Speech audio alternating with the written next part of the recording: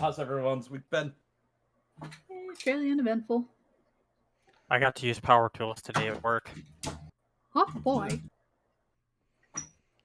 It's sort of a blah week. Feel like I could be doing more auditions and I just hadn't done any.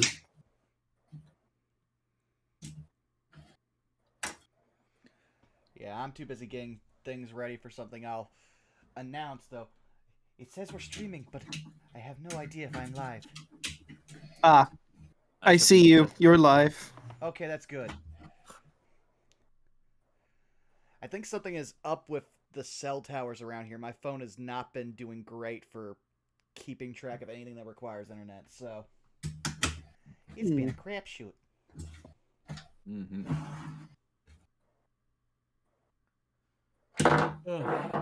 So while we're getting set up, I had this weird harebrained idea for mixing up a drink. Mm-hmm.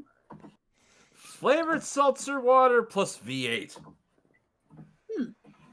Huh. It's raspberry lime V8, or raspberry lime seltzer water and V8 low sodium. I'm like, Let's see how well this lasts. Nothing can go possibly wrong with this concoction. I mean, I don't really like seltzer water all that much, or V8, so... Same. I was waiting for you to, like add, and then I mixed in vodka, which is the only thing that really should be mixed with that. I mean, if I could get some Bloody Mary mix, that'll sound pretty well. But then again, I'm deciding to cut out alcohol in my life for various health reasons, so... I mean, I can respect that. I've still got till around next October before I could even attempt drinking again. Mm-hmm.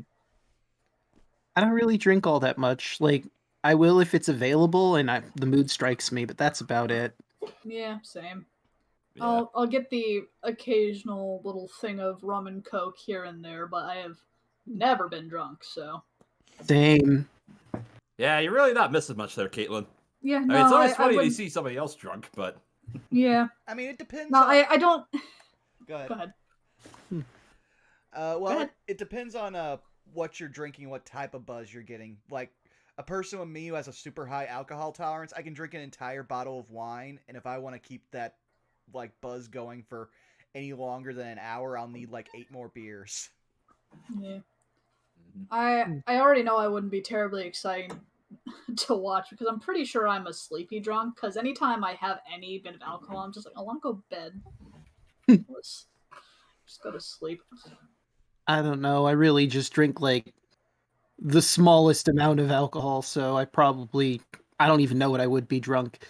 Like, I've had Angry Orchard Apple Ale, and I have had whiskey sours, but not enough to get me actually drunk. Just, like, enough to taste it and enjoy it. Yeah, I've always been, if I ever had too much, I've always been, like, a happy drunk. I'm an emotionally supportive drunk. I'm more of that one too, honestly. Though, of course, Like, you finish and then I'll say my thing. I'm always one of, like, if I get drunk, I'm always either really, really cheerful or just a good person to talk to, I'm told. Yeah.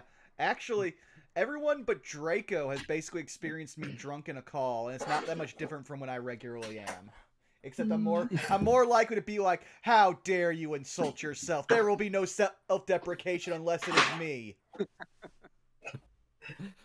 If I can't let myself do it, what makes you think I'll let you do it for me? Exactly.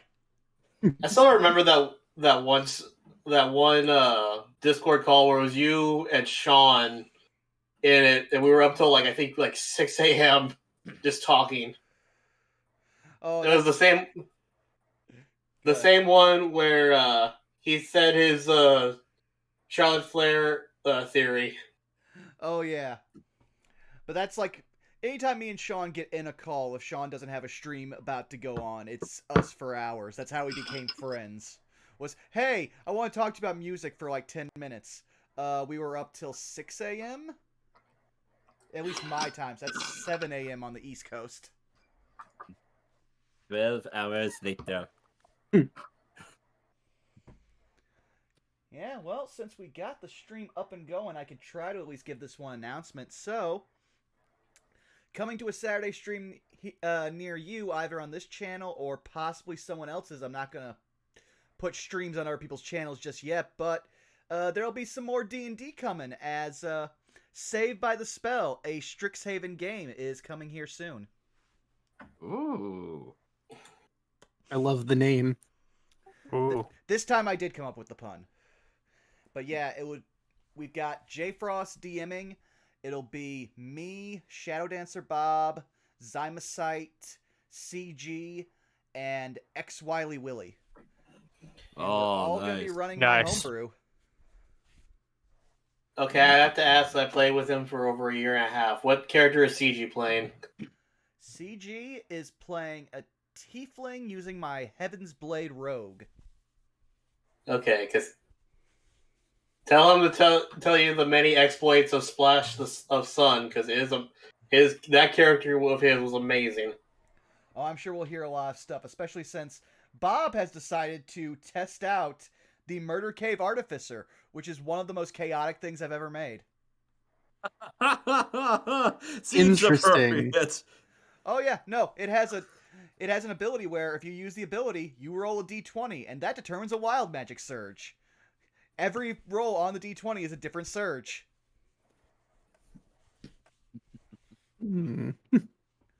Hey man, when you give the Murder Cave Heresy tech, you just gotta see what happens. But will you be using the 10? But will you be using the 10,000 mild magic surge chart? No, it's a d20 system, as in there's 20 results. You roll the die, no matter what, you're getting one of the 20 results. Okay, so you went for for a base 20. Okay. Yes. Also, lots of fire. Bob is very excited about it. Fire everywhere and everyone. I want to do a magic-related campaign eventually, though. That sounds really fun. I'll let you know how it goes. Right now, we're still in the prep stages, because the book only just came out, and last night I was like, I already have the book on my Christmas list. But it's got spells and feats and backgrounds. Fuck it, $30 on D&D Beyond. Mm-hmm. A few moments later. Oh, this is the best $30 I've spent. Well, no, I can't say that because I can't look at any of the other material because I'm a player and not the DM. Yeah. Yeah, the worst part was that it got frozen on there because last night my internet got knocked out, so all I could do was just look at the player options. It was like one of the only windows that hadn't like timed down, so I'm just like, soon. Why must you tempt me? Let me in! Let me in! Yeah, but there'll be more updates on that. Also, thanks to the very helpful Joe Mojo, we now have the first episode fixed, so hopefully Thursday I will have the time to start getting a YouTube archive up for all of our episodes. Yay! Awesome! So stay tuned for that. And be sure to spread the word on Chult of Personality. Yes. Alright. Unless there's any other points of order to address. Anything we can think of, then I think we can probably go ahead and get ready to start off on tonight's session. Sounds good.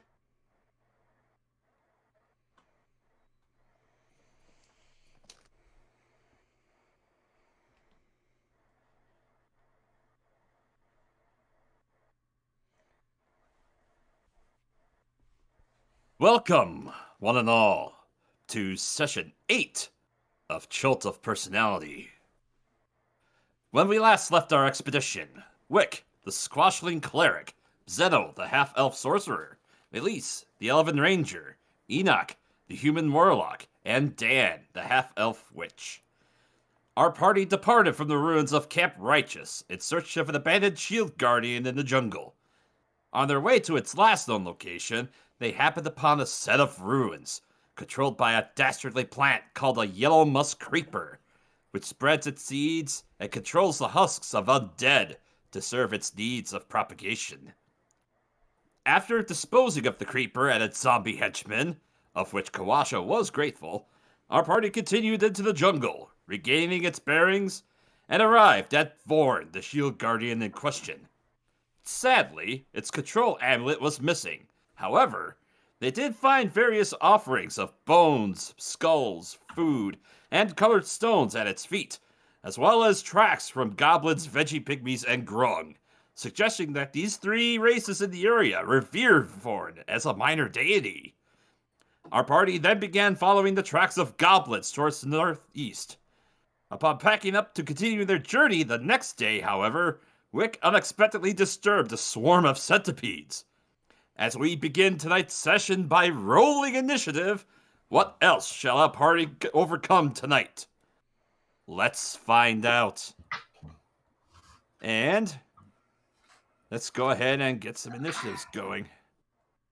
Well, that's immediately what we're doing. Just dive right on in. Mm-hmm. This is just going to be more for a theater of the mind for the session, I'll admit, so let's just go ahead and get those initiatives going. Well, immediately a tie. Eh. Oh! We all collectively are like, let's just set tie. let's just set fire to these centipedes. Oh my god! As I rolled for one of the initiatives, I also rolled a 12. Oh my god! Great! That's the lucky number for tonight. It's 12. It is the All right. opposite of 2 anyone. Today's stream brought to you by the number 12. Dang Here's it, the you thing beat me that's to it. amazing about this.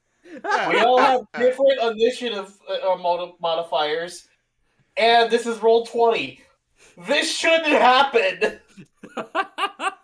I mean, I feel like I should get my dad with a statistics degree to come in here and do the math on this.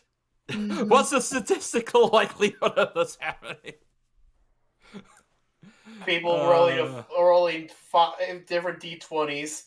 Only one of them not being an actual 12, but all getting 12s. Well, at least you are the Okay. supreme 12 right now, DeLuna, since you have the highest dexterity. You are the Yeah. alpha. How the hell is it that I have the highest dex? Because you're a wild magic sorcerer and you need to learn how to dodge. That's fair, but still. Dodge. Ugh. So I guess we all need to roll a backup 20 now. Should we all just roll a straight d20 just to get it over with? Sure. Y'all are certainly going before me. Oh my Yeah. god. Did you see the 12? We still No, Oh, now it's 10 and 3. 2 10s, 2 3s. Roll Wow. 20. What? DeLuna, Hello? like we established, you didn't even have to roll. Oh my god. Swear to God, This if you is- two roll again and tie. Alright, so me and Dad are gonna roll. Yeah, okay. And there's another 12. Oh, Oh, my lord. Die Hold on. again! Do it again. What is tonight? Okay, so Wick goes before me. You're not gonna roll again? Alright. I already did. I rolled a 2. Okay. 5. And a 15, okay. There we go, finally! It only took, what, 4 rolls? I just imagine, Okay. every character is doing the caveman SpongeBob pose right now. Yeah. Even the centipedes. Lord, that's been making such a comeback recently. Hmm. Freaking SpongeBob caveman. Ugh. Alright, so technically with the tiebreaker, the insects rolled on 13. So Technically, it's me going first, I guess. what's the established order? Oh wait. Technically, it's the centipedes that go first. Alright. Because that always goes well for us. Yet another reason why I am taking that spell when we level up. Alright. So they rolled a 13. Alright. Sort by descending. Go back into the chat so I can establish who goes first. I know Wick goes before me. And I go after Zeno. Alright, I rolled an 8, so- but I forgot to click on my token, so you'll Same. just have to add me in. Alright. Turn 8 for Elise. Okay, so it was Enoch, then... Wait. Alright, so I gotta add the turn. So if I read this right, it's Enoch, then Wick, then... Let's see. Yeah. Dan, then... Alright. Zeno, gotta add you to the turn order as well. And you said you were after Dan, right? No, I'm No. before Dan. No, Dan beats. before Dan. Zeno beat me. Okay. El Robot, don't Dan- you put that evil on us. Dan beat Dan. He did. It should be Zeno. I believe it should be Zeno, Dan, Enoch, and then Wick, and then me. Yes. Alright, Zeno, Dan, Enoch, Wick, Elise. Alright. Alright, so... Wick, because you were the one that disturbed it, the swarm of centipedes enters your space, and it begins to bite at you. Not my beautiful leaves. Let's see. That's a 14 to hit. Misses. Alright. Yeah, if it tries to bite through your bits of armor, and it manages to find no purchase. How lucky for you. Hooray. That'll bring us to Zeno. Oh god, centipedes. Watch out, guys. These things are usually poisonous. Just gonna shoot a. Like, I'm like, how many do I see in front of me? Oh, it's a massive, it's a swarm. About as big as a human. And it's currently enveloped around Wick. Alright. I'm just gonna chuck a firebolt around it, try to scare him off. Okay. Roll the hit. How? 11. 11 will miss. Can I use my inspiration to do it again? Actually, no, never mind. That's probably... Well, if you want to use your Tides of Chaos to get advantage on this, I'll allow the 13 to hit. Alright, That's probably Tides of better. Chaos. 13 hits, roll damage. For one firebolt. You managed to hit a lone centipede. That's a hell of a precision shot. Yeah. You're actually surprised with how well that went. The Anything else? funny thing is that Xeno wouldn't be trying to hit, to do damage. He'd just try to use fire to get them away from Wick. So really, the damage is a bonus. All right. Unless you want to do anything else. No. All right, Dan, it's your turn. All right. Well, they've been damaged, so I think I'm gonna roll a Toll the Dead. See how that works on them. They need to make a Wisdom saving throw for 2 necrotic damage. They pass. Ah. Well, then they take nothing. Anything else? Nah, I'm good. Enoch. Enoch is completely startled, so immediately he is just blasting away at the bugs. 1, 2, 3, 4. So that's 16 points of damage. Yeah. All right. Ladies and gentlemen, we might be going overkill, but remember, these things are actually poisonous in real life. All right. Anything else for your turn, Enoch? No, he'll basically just be like, someone get Wick out of there! Speaking of Wick, it's now your turn. Oh boy. Wick smash. Bonk. 12. That hits. Hooray. Habushki. Yeah, for 2 bludgeoning. Crush a couple of them. Let's see. Do I have... But a good thing to know is that the swarm definitely seems a lot smaller than when it first engaged you. Well, that's good. I just want to see if I have a bonus action cantrip at all. There's not too many of those. No. Mm. I didn't really totally think so, but that's fine. Alright. Okay, in that case, yeah, that's me. Alright, Kawash, Kupalue is going to run up to you, bare its claws, and attempt to swipe some of the bugs off of you. But miss. Good job. And that'll be his turn. Elise, brings up to you.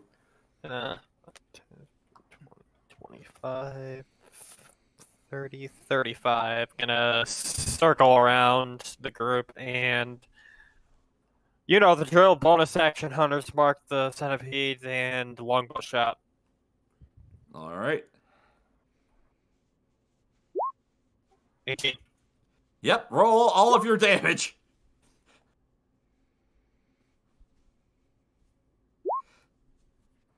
Max damage on Colossus Slayer, 7 piercing, 500 mark. That's gonna be 20. 21 points of damage, I believe. Yep, and with that resounding shot, you managed to successfully beat the swarm off of Wick. And that does it for combat. Hooray! Actually, like 20 points if that matters for that singular health point.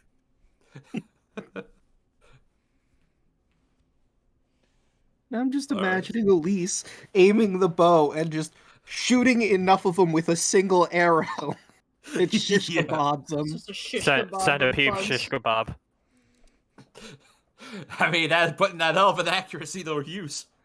I'm just imagining a bunch of very tiny craters from the magic missiles. Yeah.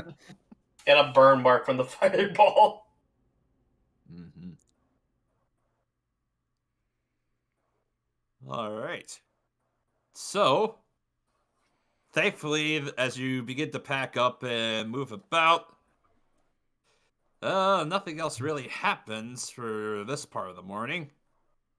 And I forget. I believe I didn't roll for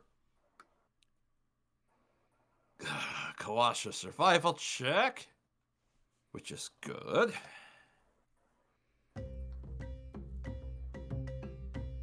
So let me get some movement there. Oh, that's right. I forgot I also had this encounter picked up. Oh no. Oh boy. That sounds fun.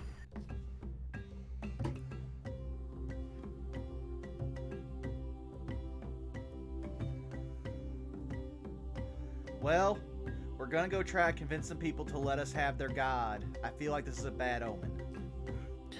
You know, now that I think about it, we could have just camped out around Vorn, and I could have used, like, Minor Illusion to make it seem like it was talking to them, and convince them to give it to us that way. The only problem's I don't speak Goblin, so we'd have to, like, talk back and forth to figure out how to word things to them. There's also that chance it wouldn't have worked. Yeah, goblins are relatively stabby.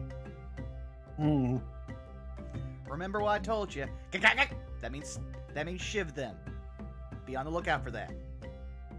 Right. All right. As you begin to press on forward, let's see. I'll try to remember. I believe Elise and Wick, what were your passive perceptions? Wix is... Give me 1 second. 12. Minus 15. 15. All right, Elise. As your group is beginning to move through, you enter a particularly marshy wetland as you're all continuing to follow these tracks that are currently trying to skirt around this part of the swamp. And as you're looking out into this marshy land, you see... Oh, this is a weird sight for you. You see a set of... It looks like a few grass huts that are just kind of sitting out in the middle of this marsh.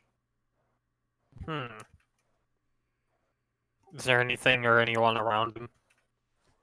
Roll a perception check for me. 18. 18. Yeah, as you're kind of looking around these huts, a few of them are kind of situated next to this particularly, large, rooted tree. And up in the branches of this tree, you spy 3 large birds that look crane-like in nature. They're red and white, and they sport red plumages on their heads. And as I'm gonna roll for a perception check from them real quick. They don't appear to notice you. This is a creature that I may have seen or heard of before. Roll a nature check for me. Probably not 6. 6. Yeah. You're not sure if you've heard of these creatures before. Okay. She would at least point them out to the rest of the group. Can the rest of us roll roll a perception to see what these are? Or would that be probably a nature check to see if you can figure out what they are? Or if anybody's proficient in... actually, yeah, it would be just straight nature.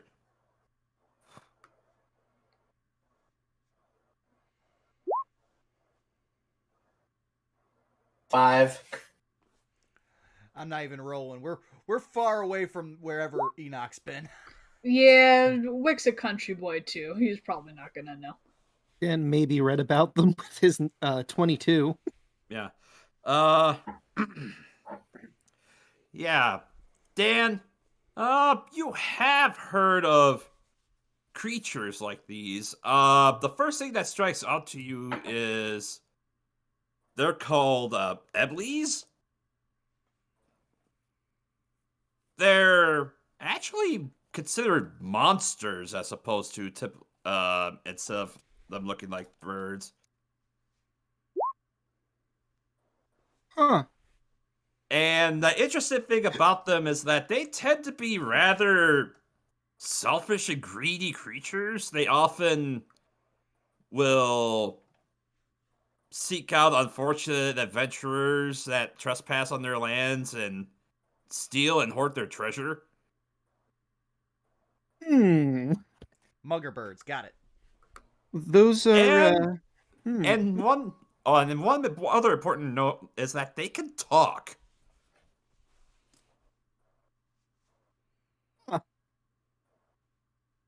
All right, we might want to steer clear of those. Those are Eblies. They like to hang around adventures and steal their things. They also can talk, actually. They're more monster than animal, from what I've read. Oh, if they steal things, do you think they have treasure? I mean, probably. I don't know exactly where they'd be keeping it, probably closer to where they nest. Well, now here's Wouldn't the have it on question: them. Do you think a Shield Guardian Amulet would be up their alley? You know, actually, that would make sense. It might be worth our time to see where their nests are. I mean, they can talk. I don't think we'd be able to reason with them unless they'd be open to trade. Maybe we trade one of the stones we found. Well, we should also be careful because they're perched all above those huts, so I'm not sure people keep them as pets.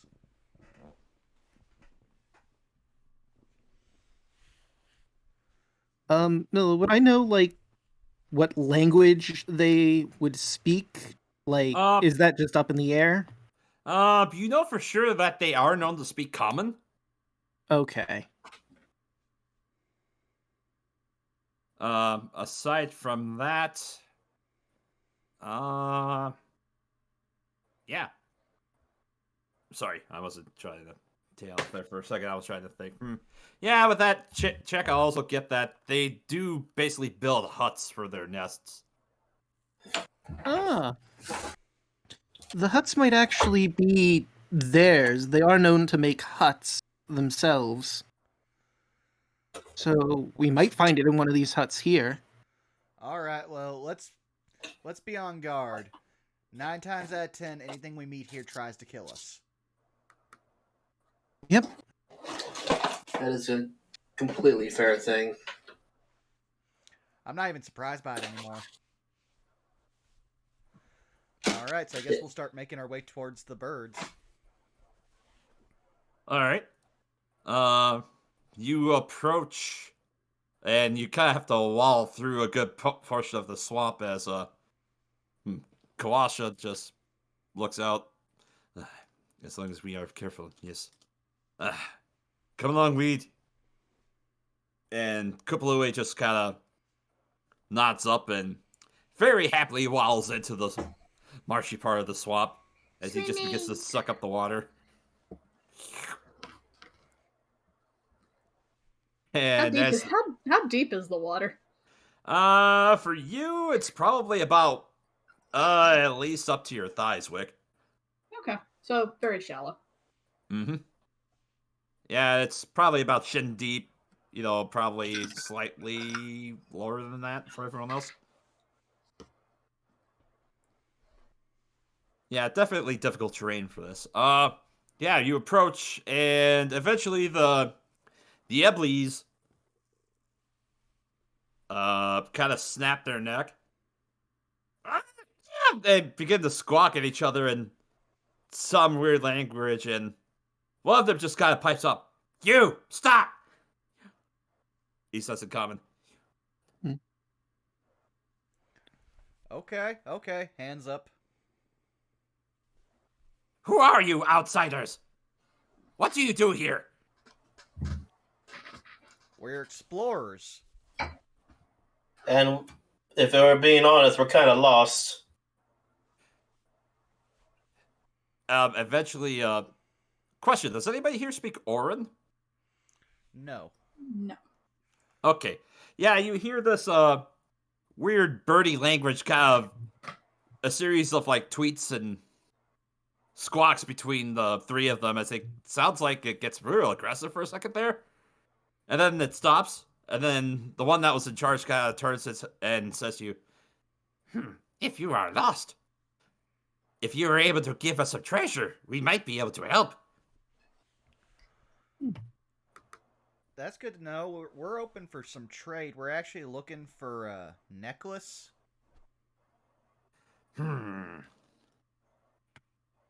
Give us a gem, and we can tell you what we know. I look to the rest of the group like, you guys down for this? We're not hostile. It's a good way to get in their favor. They might be able to help us out. All right. If they tell us where it is, because they could just say, what we know is, I don't know. That wouldn't be very helpful. If they give us helpful information, then sure. All right. I'll pull out one of the gems and say, like, you give us the information and this is all yours. As the three Eblies, kind of like in unison, kind of stretch their necks forward, and their bills just kind of point out, and it begins to gape a little bit. And one of them just kind of turns and squawks to the other, and that Ebly takes off, and it kind of lands right in front of you. Splat, splat, splat. Walks over. Give me the gem. And it just holds its beak open. I mean, we said information first. We got no problem giving the gem. Gem first, then information. I look to the rest of the group. I mean, I guess if they betray us, we can always do something about it. Wink, wink, hint, hint, hint, nudge, nudge. Fair. So then Fair enough. I put down the gem. As the bird goes and grabs the gem and then flies off and makes his way over to the rest of the group. Ah, yes. Very well. You said you seek for amulet? Yeah.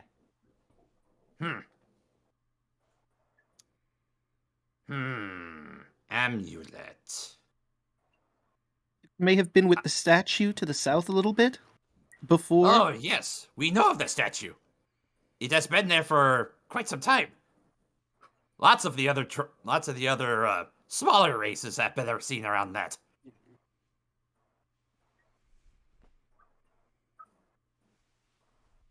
In fact, we've seen goblins come through here just a few days ago. Which way do they go? The one that's in charge kind of takes its wing and stretches it out, and it points towards the east. Okay. And you think that they would be the ones that probably have that amulet? Maybe. Can't say for sure. But we know that they seem to move around quite a bit. They have big wooden masks. Look like ant heads. Okay, sounds like the goblins we ran into before, so definitely the shivy kind.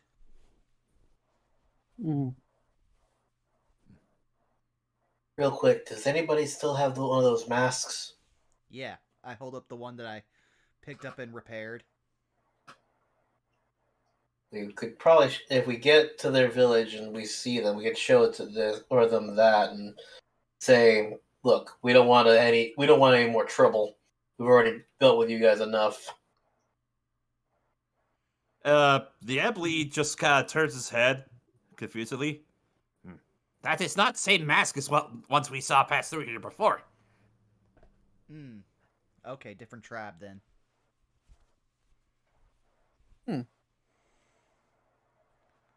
Alright, well, we might pass through here again. Thank you for your advice. Enjoy the gym. Pleasure doing business with you. If you should need some more help, we're always down for more gems. Duly noted.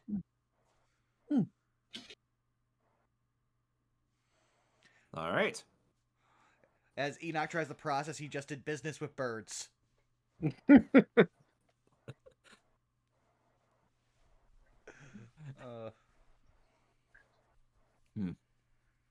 So I guess we'll just head in the direction they sent us. All right. You continue on. As you travel on through for the rest of the day. Oh no, we're in the ocean. Oh no! Mamma mia! Sorry, grabbed the wrong token. Eventually, you guys, still following the tracks, you manage to travel through the rest of the day, and nothing else happens on this day. I do some searching around for any potion materials. Sure, survival check.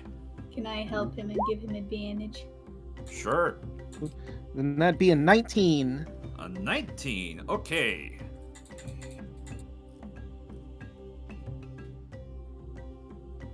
All right.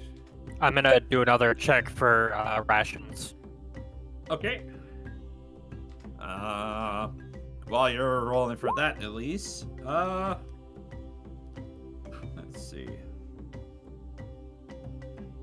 We'll roll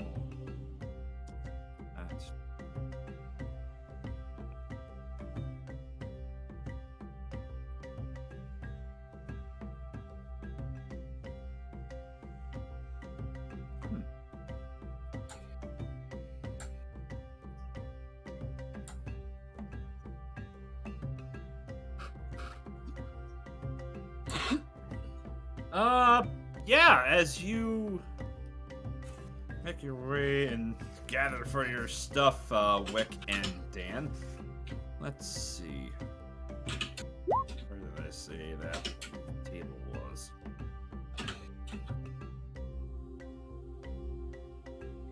Let's see.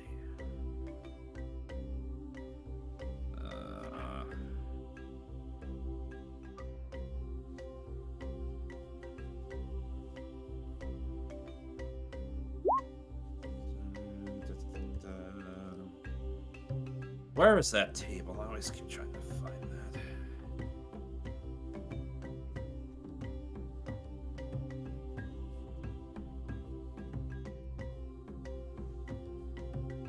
Oh, that's right. Okay. Guess while we're figuring that out, I'll just like look over to Dan. So do the birds talk where you're from, or is that just like a here thing? I believe that's just a here thing for Chult. I've only read about Iblis, so it was interesting seeing them for the first time. I was happily proven wrong that they did not try to kill us. Honestly, I was thinking it could go either way. Okay, so From what I read, they're more thieving than trading, but these ones were willing to trade. It was really nice. I was prepared for chicken nuggets. I mean, No chicken nuggets. I'm sure there'll be enough chance for that later. I mean, you say that they're thieving. We should probably be careful now that they know who we are. You never know if they could swoop in and try to steal our stuff. Oh, absolutely. We're definitely going to need to keep a closer eye out, just to be safe.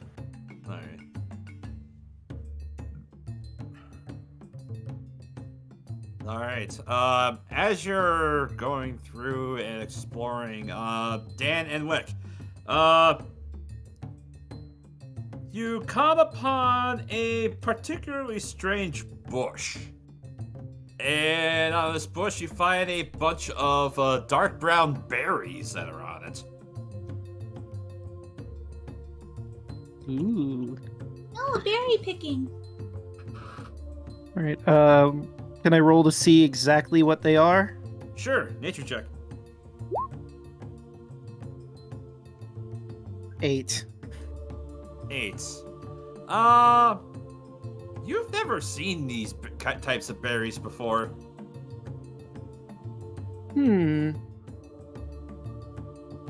Well, I'm not quite sure what they are, but they might be useful, so sure, let's get to picking. Oh boy. On this bush, you find 15 berries. Alright.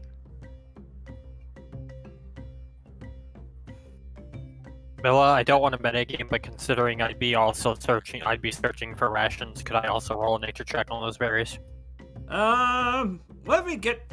I would assume at this point, sure, I'll say if you're going to scavenge, you're all with each other. Yeah, we'll say this encounters first before you find your ration. So yeah, go ahead and roll a nature check for me, Elise. 5. Yeah, you're not sure about these berries either.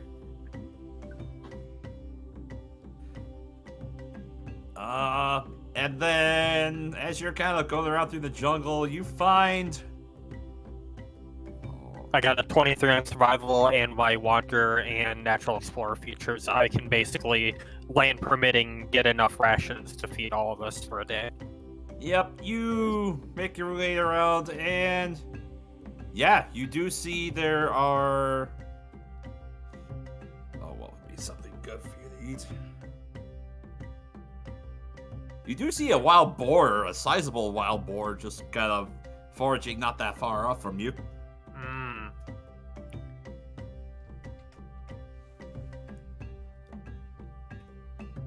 I'm gonna try. Can I just try with the longbow, see if I can nail it?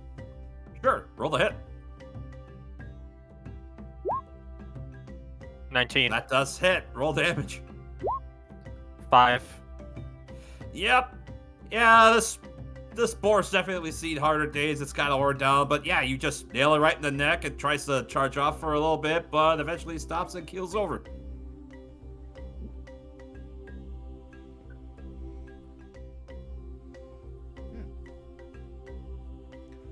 Well, at least that's dinner taken care of. Yep, she'll just haul it back to camp and skin it and get as much of the meat out of it as she can. All right, give me a survival check.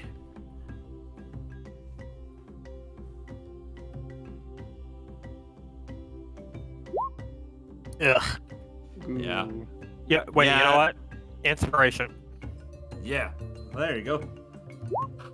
That's better. Much 22. better. Yeah, you managed to get yourself a decent hide off of this, and a set of nice tusks off of it. And yeah, you obviously have enough rations to feed everybody for today.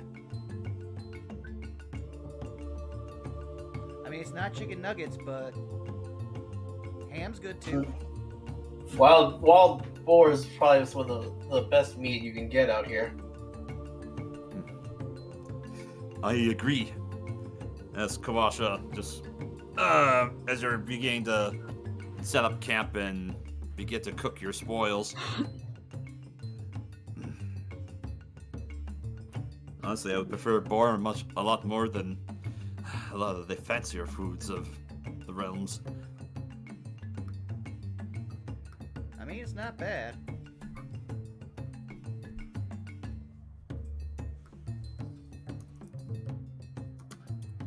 All right. So you begin to bed down for the night, and nothing else happens.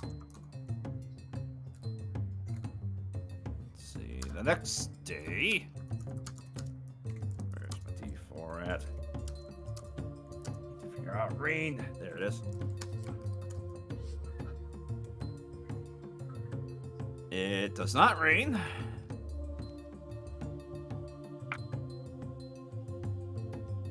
All right.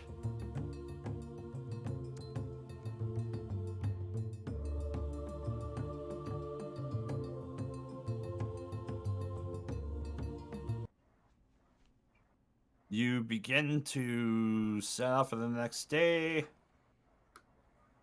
And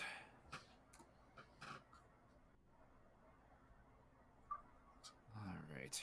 So certain special music for this. Oh. Oh, where is it? All of a sudden, the Pillarman theme plays. Oh no. No, it's not that bad. Come on. There it is.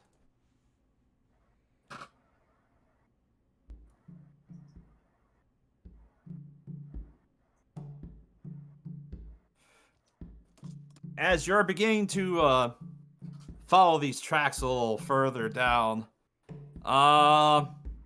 Elise, Yes. you definitely notice as you're making your way through this jungle path,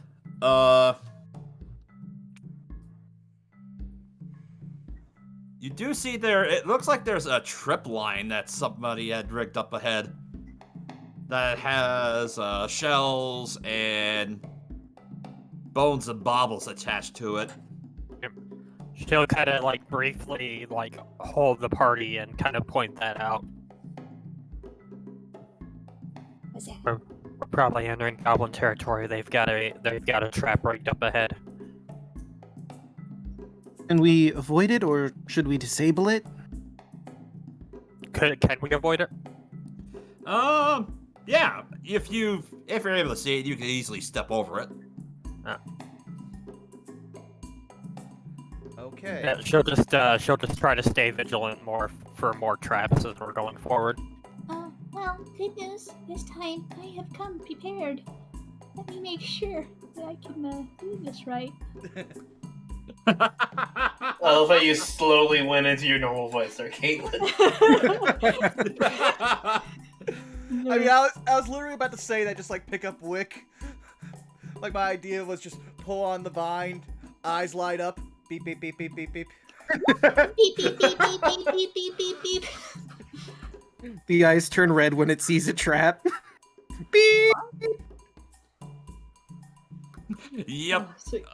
And let's see. So 120 feet. Yeah, a little further down this trail, Rick, you do get the sense of another trap. Ah, more. Down this path, about another 50 feet, you sense another one. And another. Oh. I want everyone to give me perception checks, too. Okie dokie. All of us? Yes. Okie doke. Almost did performance. Precept. That is an 18. Holy crap, that's like the highest perception I've had so far. I got a 6. 16. Got a 9. And Yuki got a 9. Rolling for Kawasha and Kupalue. 24 for me. Okay. Let's see. I think... I specialize. Yeah, Elise, Zeno, you notice that a little further up the path, and kind of sitting in some trees, you barely make it out at this point. You see there's a small figure that it looks like it's kind of draped in grass and reeds and vines. As kind of a lair, and barely peeking out from underneath it, you see what looks like a wooden mask. It does not appear to notice you yet, but, yeah, you do see the small figure just, a little bit down the road, and Kawasha just, goes, shh, shh. He holds his hand up to stop. And he kind of points out ahead. Elise and Zeno, you see him pointing in the direction of that figure. Yeah, I saw that too. It could be another one of those Batiri. Perhaps they have sentries posted. Unfortunately, that'd be my guess as well. We should probably play this really safely. Do you think you could catch one? I mean, you can definitely catch him, but goblins don't like to be held down. It's gonna be a fight to keep him from going wild. I mean, to be fair, I don't think anybody would want to be held down. Yeah. No, fair point. True. Enoch can only really think about having to, like, try to help raise goblin children. Which is one of his roles.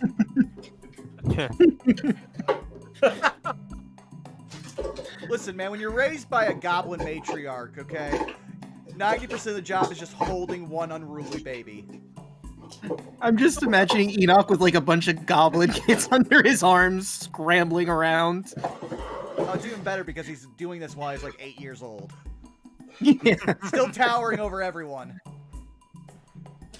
They just look at you. Get out back there! It's time to go to bed.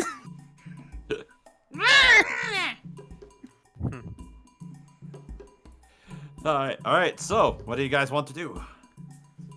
Well, we at least know where the trap is, so we can avoid that. Do we think our group is stealthy enough to get around this guy? I believe some of us are. I can be the stealthiest. Have a 2 in stealth above game. Let's say if we wanted to try to use him to get information, we could just stay out of sight, throw a quick distraction to try to lure him in towards us, and then just grab him.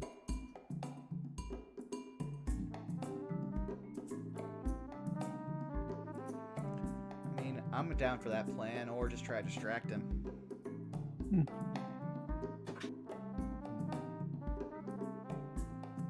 I'm thinking we could like try and ambush. If he's the only sentry here at the moment, we could definitely just like ambush him and take him out on his own, and then interrogate. Let's see. The more you think about it, I completely forgot to realize this. You do see a little further off to the right, kind of on the opposite side of this trail, you do see there is another one. also in the bush. In a similar, basically, it's like a ghillie suit, more or less. Oh no, they've got snipers. And it does not appear to notice you either.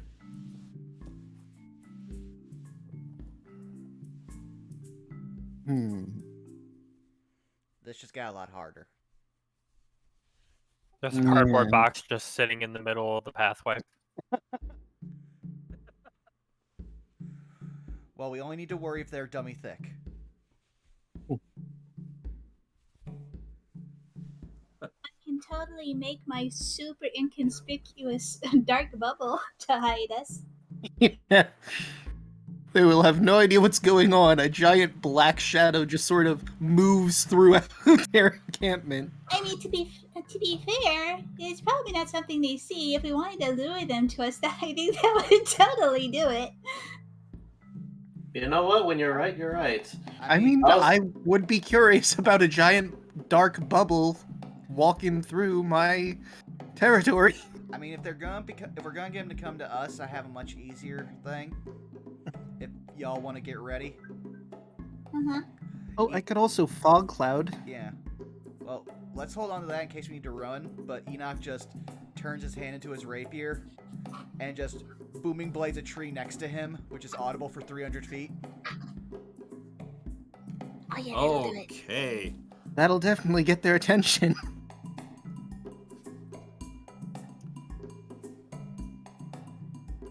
Alright, so elaborate this line of thinking for me, Enoch, because I want to make sure this is going right. So, the purpose of you, I guess give me a stealth check to see, are you just trying to cause a distraction with the booming blade in order to kind of draw them away, or what's your thinking here? Well, what we were talking about would be trying to get them to come to us, and we would either. I was guessing we were going to try to either grab them or possibly talk to them. See, this would be a good gauge of are they peaceful or not. Okay. I guess if you want to try and hide yourself from this, I'm gonna need stealth checks. Okay. I'm sure this is fine. This is a disadvantage. 11. 10. Enoch just standing next to the tree, which now is conspicuously missing many leaves. You know what? I'm gonna re-roll my stealth with my inspiration. See what I get. Damn. Well, it got worse. You know what? I'm in for a penny. Let's go. I'm gonna do a stealth check myself. That's a soft 20, and a nat 20 on the other side. Mm-hmm. Okay, well, as you begin to kind of duck into some growth on the other side, Enoch, you hear, what was that? I don't know what that was. Should we see what that is? Yeah, that might be bad for Yale Yark. Yeah, go find out, see what's wrong. Yeah, hearing that, Enoch will just go, like, which is just, oh, that was me. Sorry. What? And Godly here, who goes it? What? Hi. As, you hear some rustling as, sounds like something's moving towards you. Yeah, let's go. Hi, I'm Enoch. How you doing?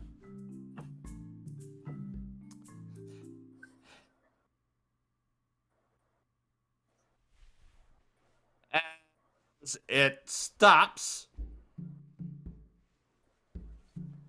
and seeing you, you see the small goblinoid figure again. It's very obvious when this thing's moving with the ghillie suit on. And it's, like I said, the wooden mask on this one looks like, and now that you can see it moving, it obviously looks like a giant ant head with like the mandibles that are curving down towards the bottom and two wooden flat antennae that are on top. And who are you? How do you speak our language? As it just holds a spear at the ready. Enoch just keeping his hands up, the one that is still currently sword, pointed, like, stretched a little higher up so that way he can't really, like, swing it around. Hi, I'm Enoch. I was partially raised by goblins. How's it going? Just out here looking for a amulet. Why would a human be raised like goblins? That's strange. That's very strange. I get that a lot.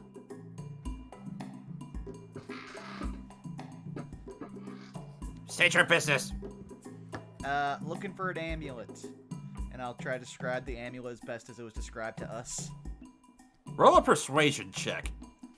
Oh. Yes, that's definitely one of my better charisma-based skills. Totally. 13.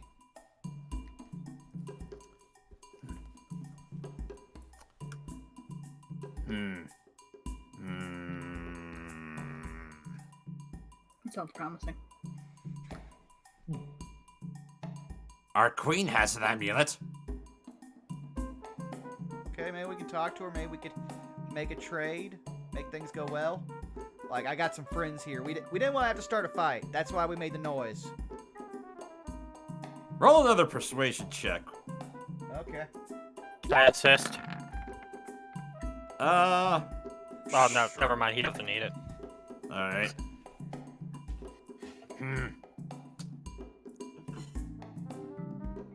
Alright. You may come to Yellyark, Alright. but just know your place. Try anything suspicious, and we'll keep you alive and maybe eat you. Yeah, that tracks. And I'll explain to the rest of the guys. Okay, guys, we are being allowed to go follow them. Be careful. So, Oh, what were you gonna say? so should we come out of the bushes then? Yes, but if you Okay. if you try anything suspicious, like I said, they may kill and eat us. Got it. Don't be suspicious. Don't be suspicious. Wait, That's there are more of fair? you. I told you there was more of us. Still hands up. Don't worry, I'm not suspicious. Don't worry, they're not suspicious. He kind of calls over to his other buddy. Hey, Grunge! What is it, Skeenge? Oh, hey, look! I found these adventurers. Apparently they want something from the queen. Really? Are you really wanting to take them to grab stab? Yes, they seem like very nice people. This one says he was raised by us. What? Yeah, he was raised by goblins, apparently. Why would a human be raised by goblins? I don't believe that for a split second. Are you sure this isn't some Food sort and of medicine. trick? Food and medicine were traded. Alright. And immediately, since you say that in Goblin, he just kind of looks... Hey. You can speak our language. That is still very strange. Yeah, I get that a No lot. funny business. Alright. Well...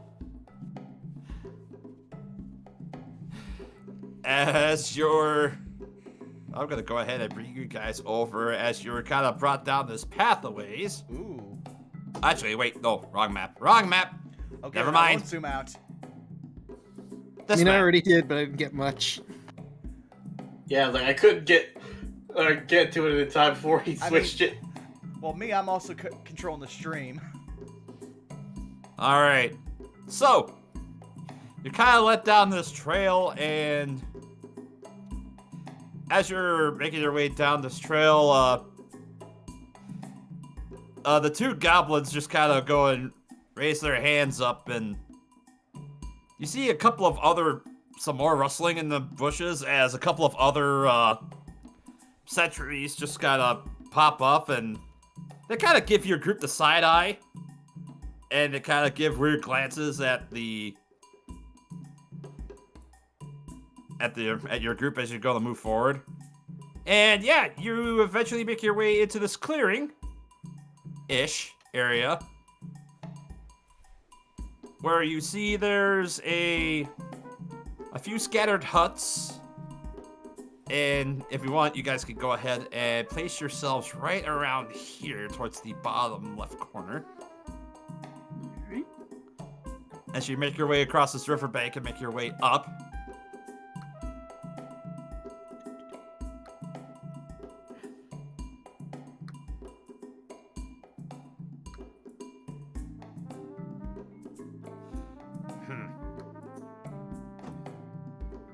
And I'm just gonna...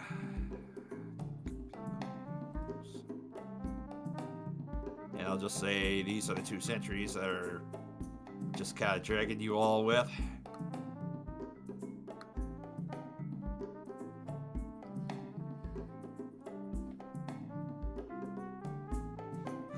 And as you're making your way towards this encampment, over here you do see there are 3 goblins that are currently standing next to a cage, and inside the cage you do see there's a figure of some sort in there.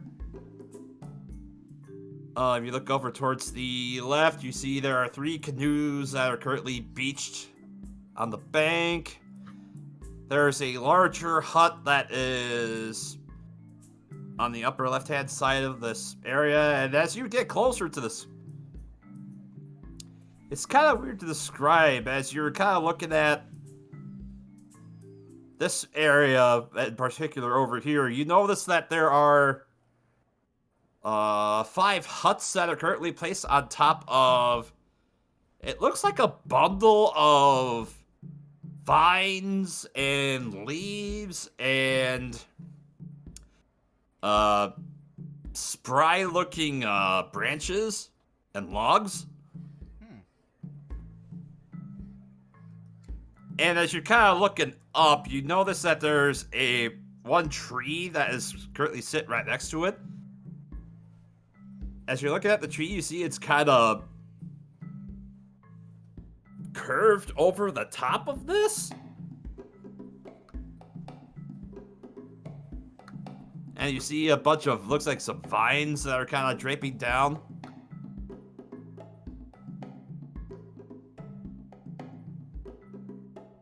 Huh. And as you approach the 2 goblins, kind of go forth.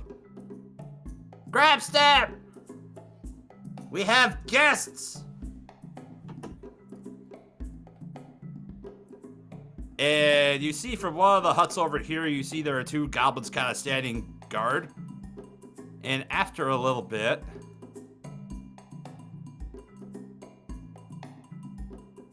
While one they're of them...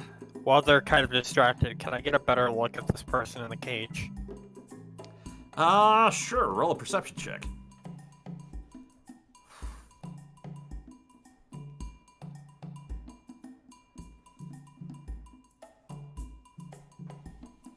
Ten. Their skin looks like it's very muddied.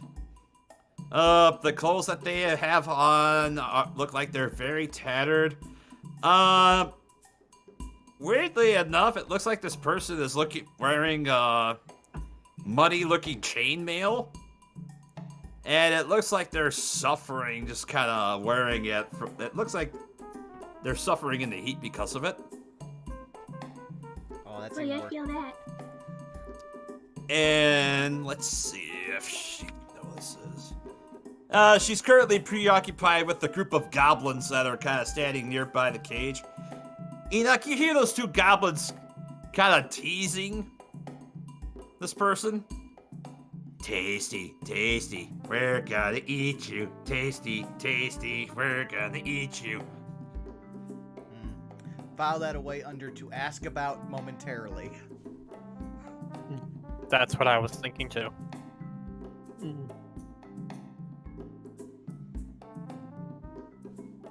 My only assumption at this point is random adventurer that got themselves captured. Yeah, that sounds about right. We're guests. We are not here to question their customs. Yet. Yet.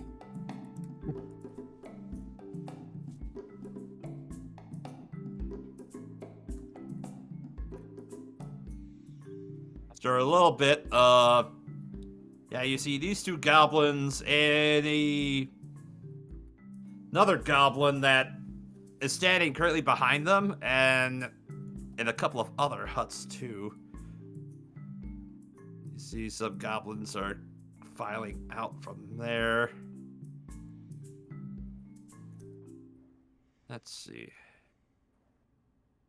Where are you, goblins? And eventually, you hear this goblin just pipe up and speak. I am Queen Grabstab of the Biting Ant Tribe. What purpose have you brought yourselves to my camp? Okay, Enoch will get down on one knee to try to show respect.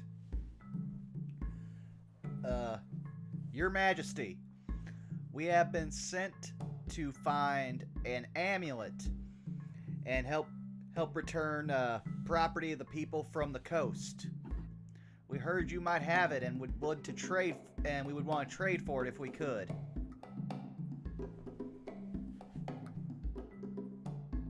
You look up to her and she kind of looks down. Roll a perception check for me. Okie dokie.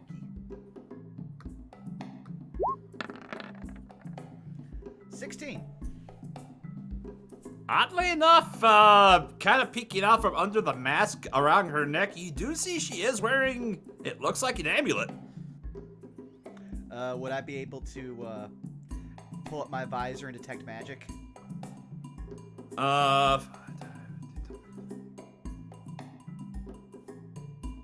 Let's see. Yeah, you would be able to cast it.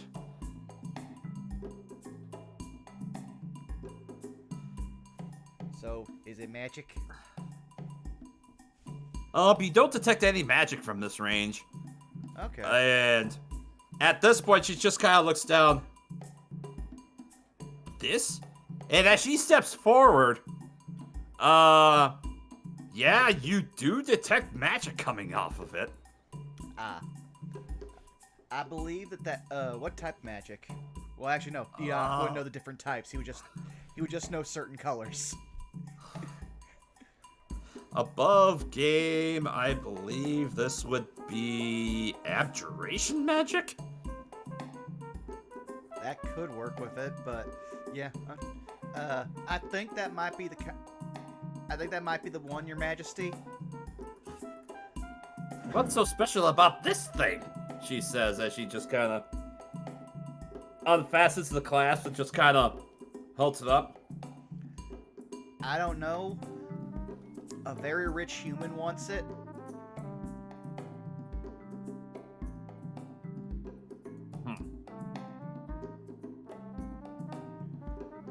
Roll a persuasion check for me. Okay.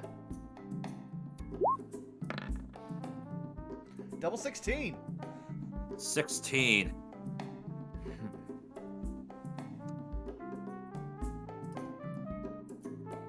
What have you to trade for it? Well, I've got this bag of 3 gems. Not sure how much you like gems. I'll set it on the ground and let one of the goblins take it over to her. Elise jingles her bag full of animal parts and kind of sets it down as well. She kind of turns and speaks to Goblin. You. Go grab it. Yes. And as this Goblin just kind of runs up, the 2 sentries just go a step forward. They grab your bag, pass it off to the runner, and then the runner takes it, runs it over to the queen.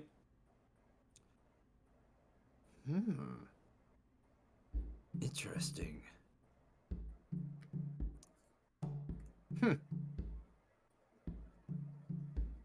Huh. You have yourself a deal. And as she hands the amulet off to the runner runs back over while she currently has the bag with the gems. And then he runs over and offers you the amulet. Okay, and so she took the bag of all 3 remaining gems? Mm-hmm. Okay, I'm just gonna write that off my character sheet real quick. They didn't take. Did they not? They didn't take my bag, did they? Nope. Okay. Well. Elise will look at Enoch and go. you want to ask about the, cage? I was gonna first see if it would be okay for us to stay here, because it seems safest to be around, like, a bunch of people, and these so far seem like really good people. As he looks down, you guys are good people, right? I mean, they are from their perspective. We do what we can to survive. Grabstep says. I mean, And as she kind of says that, you hear a weakened voice coming from inside the cage. What are you doing? Why are you trading with these goblins? In common, she says that. He just kind of looks at her and looks at the queen. Has the queen been speaking in Goblin this whole time, or has she spoken Common? She's been speaking in Goblin, yes.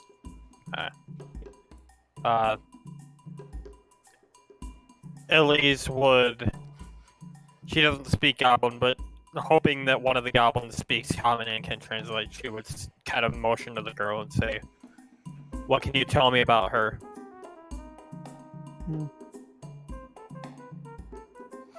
Grabstaff looks. Her? That's one that was at dinner. They trespassed on the territory. And we managed to eat already 2 of them. There are more. There were. yeah, that tracks. So she's speaking Common now, or Goblin and Enoch is translating? I would assume that Enoch is basically translating this. Okay. Unless you say differently. Also, you should note For the second Enoch is priority. completely unfazed by this. I just like, there's one thing like Enoch would look over and be like, were they maliciously trespassing or stupid trespassing?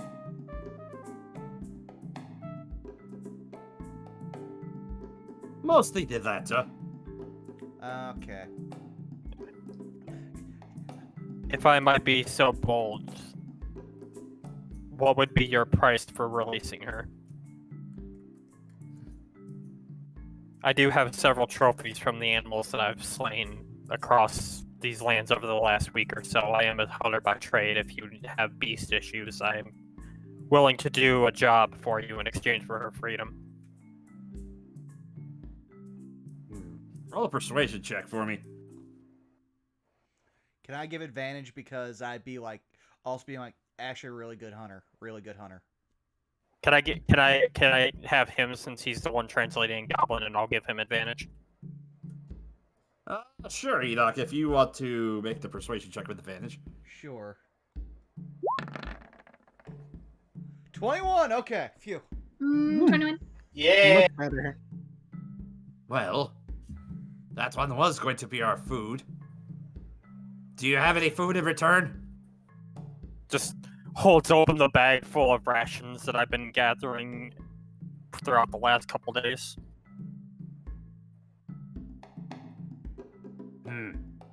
Give us your rations and you shall have her. Okay. I did want to ask, the amulet that we got, does it look like what I saw in the journal? I just hadn't got a good time to bring it up. Enoch, I'll give this to you first. As you were presented the amulet, on the back side of this amulet, the word Vorn is written on it. Yeah. Oh, fantastic. Alright, well. We'll look over there as I assume he hands off the bag full of rations to the goblins. Yep.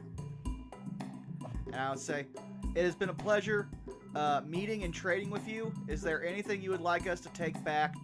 Like any message to the humans in the mainland? Let them know, like, no intruding or come here for business. Just try to help Just out. tell the outsiders to stay out of the lands of the Biting Ant tribe. That I can And do. you! And she points to one goblin actually has like a little wooden key. Yes. Runs over to the cage. And then goes up to unlock it.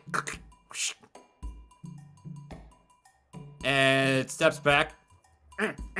Takes a spear and just kind of Monster showed her to get out. Yeah. She gets out, and she immediately just swings wide and just runs immediately towards you. Yeah, no. Calm down. I think the worst of it is over. Yeah, don't worry. Just stay calm and don't try anything funny. They're letting you come with us. Also, bow towards the queen. It'd be very smart right now. Okay. She just kind of awkwardly bows. She is very thankful that you are not going to eat her.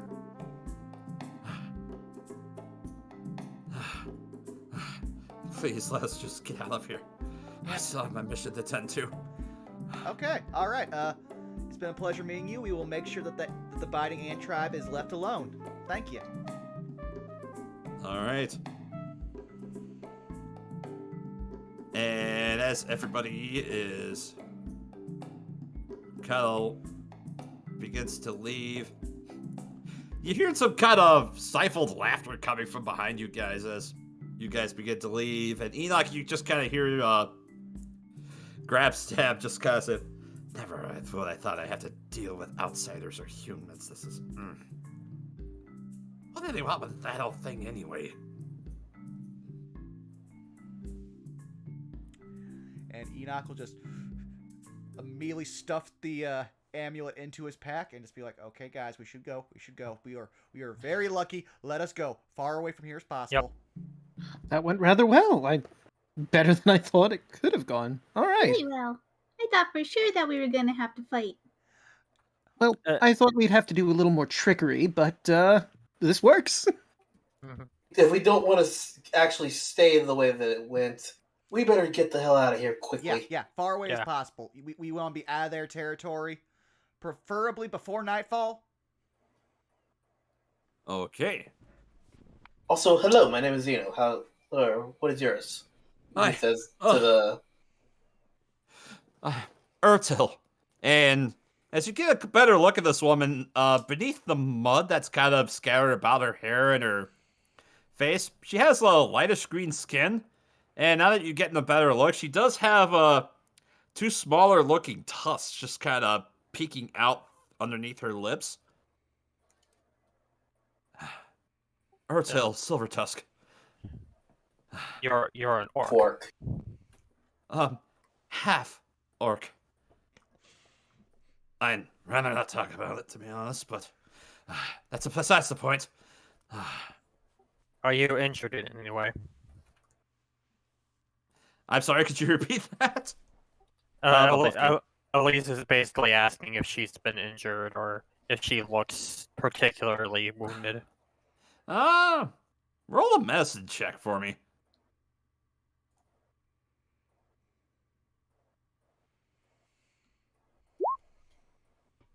Oof. It's kind of hard to read. Like I said, she's caked in mud. Her chainmail is, it just kind of rattles as you all going to leave. Yeah, it's kind of hard to get a read. Hi, I'm Glendan Aylworth. Would you like me to clean you off a bit? I have prestidigitation. I could, get rid of the mud. Oh, if you could, I would most appreciate it. All right. Dan's gonna put his hand toward her, far enough space to not be actually touching her, and say, let me get the Latin for this. Prestidigitatio. And he just moves his hand as it glows over the muddy spots, and it basically evaporates off her. Oh. Thank you. I'm rather quite fond of this chainmail, although in the jungles of Chult it seems to be more of a hindrance than anything. No worries. I figured it'd probably be a good idea since I don't even know how long you were in there like that. Oh, I've been trapped in there for days. How did you get captured in the first place? Well, you see, I am a priest of Torm, and I happen to be a member of the Order of the Gauntlet. I was actually assigned to go down to Camp Vengeance, and I eventually managed to find my way over the group that I was exploring, and we got lost in the jungle, and then the next thing I know, these goblins swarmed and beat us and captured us, and the next thing I know, they ate 2 of my party. Yeah, that typically happens when you invade Goblin Land. But don't worry. Right now, you're safe with us. Let's just get a bit ways more away, and I think Camp Vengeance is probably a good idea. We'll drop you off there, and then we can start heading back up the river. Oh, if you could. I have to fulfill my duty for my new post. Thank you so much. No problem. As long as you weren't being malicious with the goblins, I had no problem getting you out of there. In my time with the owner, I was taught to try to be helpful and brave, but when you're with tribes like that, it kind of tests you quite a bit, I must admit. And she just kind of holds up like a fist with a thumb extended, just rubbing the side of her temple. Well, what about you? What business do you have in the jungle? We're actually on our way to the camp as well. Oh, really? We're on an expedition trying to find out stuff about this death curse, and we had a little side job. Really? You're trying to deal something with a death curse? I've only heard about it recently. Have you We've heard unfortunately anything seen it firsthand. about it? Yeah, we're hired by someone who got brought back to life, and they have a vested interest not to die again. I see. That is... Well, that is a noble cause to see if we can put an end to this death curse. And she just kind of thinks about it a little as you're going to travel. Well... And sorry, just trying to get my bearings right here. I did have a quick question. She said she was a priest of Torm, right? Yep. How much does Dan know about Torm and how they feel about witches? Go ahead and give me a religion check. Okie doke. Oh, good. I'm trained in that. 15.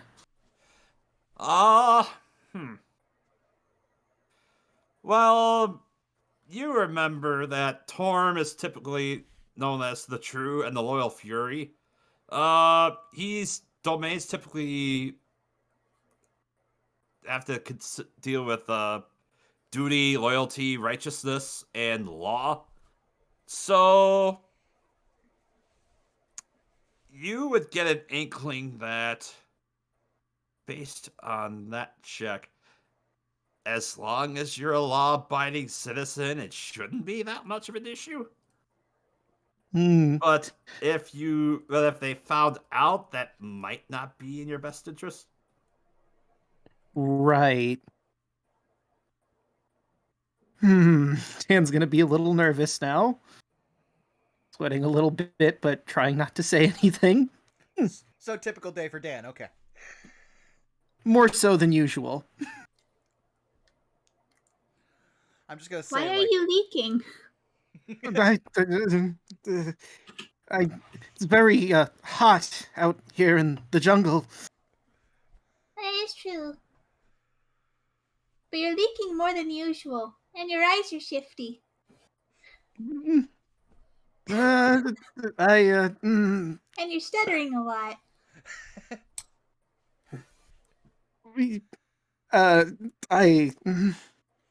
To be fair, that's a typical response being around that many goblins. Right. Yes. That. Oh, you seemed awful calm.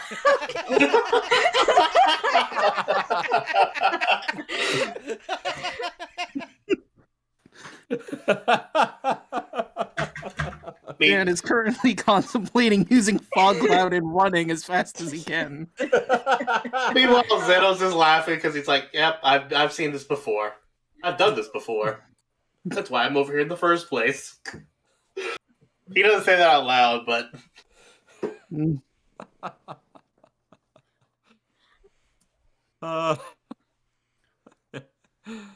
I'm sorry, just having to regain myself after that. Oh, this is great. But, let's see. Aside from that, as you're continuing on your way to explore, sure, make your way further on down. Nothing else really happens for the rest of the day. As you're beginning to bed down,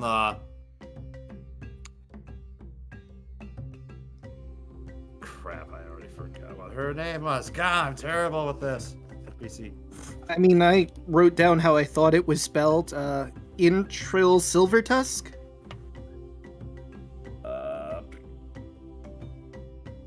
Undrill.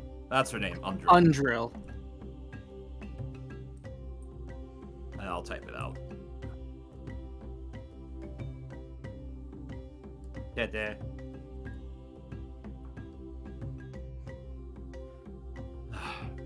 And as you're going to bed down for the night, Undrill just kind of looks over to you, Elise, and says, "Well, no apologies, but would you mind if I slept in your tent tonight? She nods. I just want to be respectful for all the men around here." It's the least we can do. It's fine. I don't sleep. Well, I kind of do. Never mind. That is true. Excuse me. And she just kind of turns around at you. Yeah, it's kind of a. Just a sec. Just taps his head. It's kind of this thing. That's. Oh. Okay. Yeah. No, that's a normal response to us. Enoch is strangely in his element with dealing with people that are just like, this is weird. I know. Well, it's like you've had that now twice with her because first she saw you talking to goblins, and now she sees you have a metal head. well, the faster we get to Commander Breakbone, the better, I suppose. Yeah. Trust me, as someone who just joined this group recently, you'll just learn to go with it. From Right. the guy who was cursed by his girlfriend and magically teleported in front of us. That was an accident! Yeah, but it's still a really weird accident, you gotta admit. Don't act like Look. you're not involved in this. At this point, I feel like Underworld is just thinking, I made a terrible mistake. Quick, eat me. Goblins, eat me. At least I would actually let Underworld use her bedroll since she doesn't really sleep, rather trances. So. Okay. Yeah, and oddly enough, as she takes off her chainmail and just kind of sets it off to the side, she actually snuggles with it as she goes to sleep in it tonight. Aw.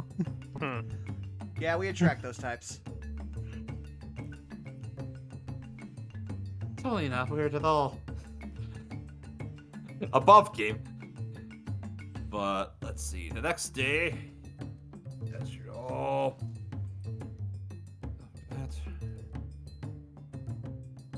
Alright. You awaken to heavy rain outside. And as you're going to set up camp, Kawasha approaches all of you. Yes, may I see the map? Oh, sure. Let's see, so we are currently still outside of the tent here. Well, this may be an issue if I'm not sure if all of us can fit in the canoe if we can make our way down the river of Shedstar to get farther down towards Cap Vengeance.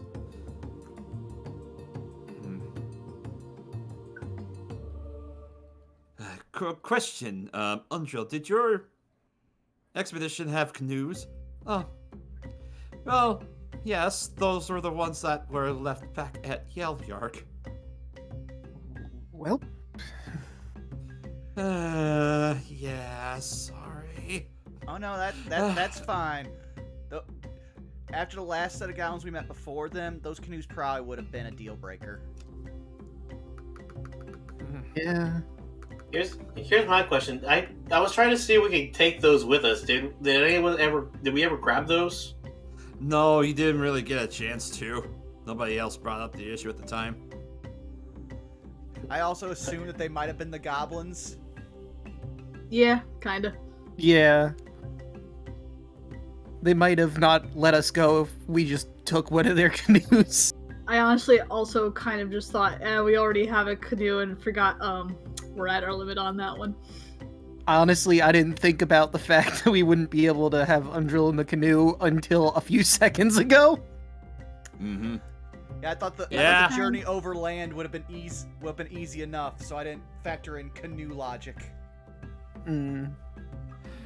This is the second time you guys have passed up canoes in an attempt to explorations, mind you. The first being at Cap Righteous, where there were some that were tied, or there were boats that were tied up down Those are the ones I was talking about. Oh! I Yeah, there were remember I was boats at trying to Cap say, like, Righteous. I was like, And then- I'm gonna go check out these canoes. Let's see if we can keep them and sell them to the guy that sold us these boats. Okay, I mean- that's an important point of order then. Would you guys have taken them with you at the time? I mean, at the time, we already had a canoe, and I don't think we would have thought about having more people. Yeah, like Enoch is one of the people who's already helping carry the canoe with us places. Be like, yeah, no, I can only pack till so much, man. Looks at the rest of the mage party. Yeah. If only we had a magical item that could store really big stuff in just a big old void. That'd be. If Like a hole. Yeah, That's no, portable. above game, I was just like, if only Enoch knew bags of holding existed, that'd be like top of his order when we get back to Port Nyanzaru. Mm-hmm. What could you theoretically fit in a bag of holding? A 5 foot by 5 foot square of stuff that weighs up to 400 pounds, I believe. 500 pounds. Something like that, I think. Yeah, it's better than a haversack, which is less than that, which is I think like 200. And then portable hole gets ridiculous because that's high tier.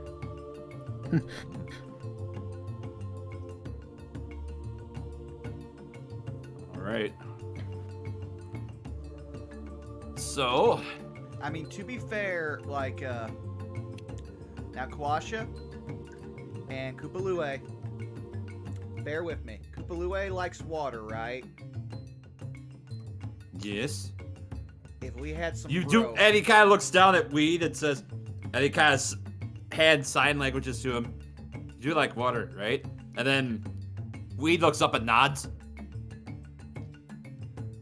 So, if we could just keep it so that way Kupalue doesn't, like, get lost with the current, you know, tie a rope around him, he could just, you know, lazy river it. That's something we used to do back home.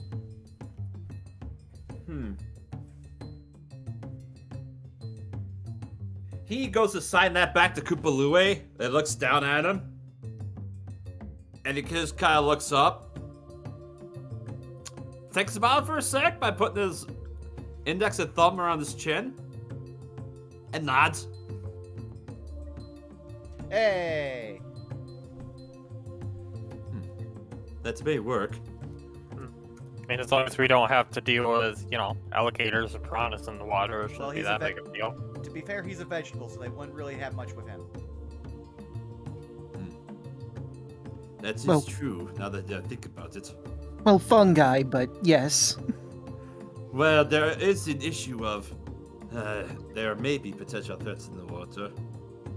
Whether it's crocodiles or... Could we I've maybe... heard tales... Oh, I've heard sorry. tales of supposed people called, or supposed creatures called Aldani that are common in these waters. So I'm surprised we haven't seen them yet, but What exactly is an al dente? Aldani are supposedly, imagine a lobster that is a man. What is a lobster?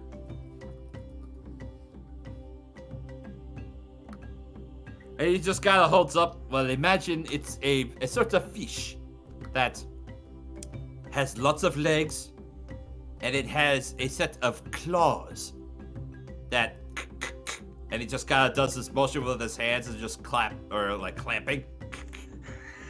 Okay, I have to explain the vision that Enoch is picturing. Because first you said fish with lots of legs, so you start imagining like a centaur. But then you said the claws, so then the head tilted down, and then big arms, and then snappy claws. I think Dan could minor illusion an image of what it looks like, but I need to consider, has he ever seen a lobster? Because he lived in a wooded area. He might have read about them before. Yeah, give me a history check. All right. 15. Yeah, you've heard of lobsters. You haven't seen one before because, you know, they're more common along coastal areas, but yeah. I've heard of lobsters. I've never actually seen one. I think I've heard rich people like eating them. I've seen lobsters, I'm pretty sure. If they had lobsters a couple days before I left at the cafeteria at the college I was at.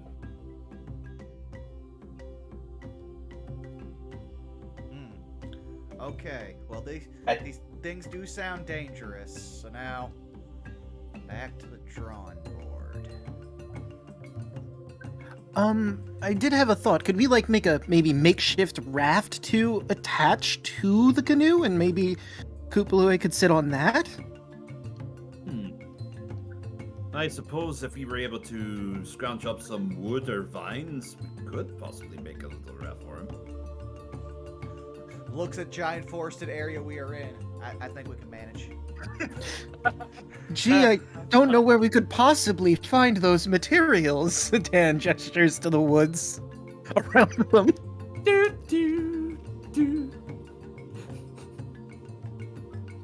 Well, time to Robinson Crusoe. Alright, I'm gonna need survival checks to scrounge up materials. I'll need 2 different survival checks, which they may have advantage if 2 other people assist with them.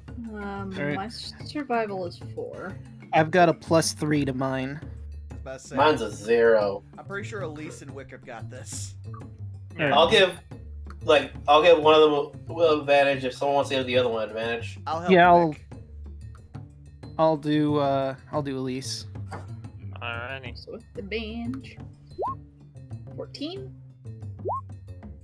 21, thank 21. you, advantage. 21. Thank God for the Fuck. natural We got- ones. 2 How natural was the ones, one on ranger each that one side. survival check? Yep. Wick, you go over to, you walk into the jungle a little bit, and yeah, you see there's a nice, good collection of vines that you can use. You go and grab those. Elise, you see there's a down tree that's in pretty good condition. It's got some decent branches on it. You can use that in order to craft a raft on it. And as you kind of gather the stuff together, I'm gonna need one more survival check to go and assemble this thing.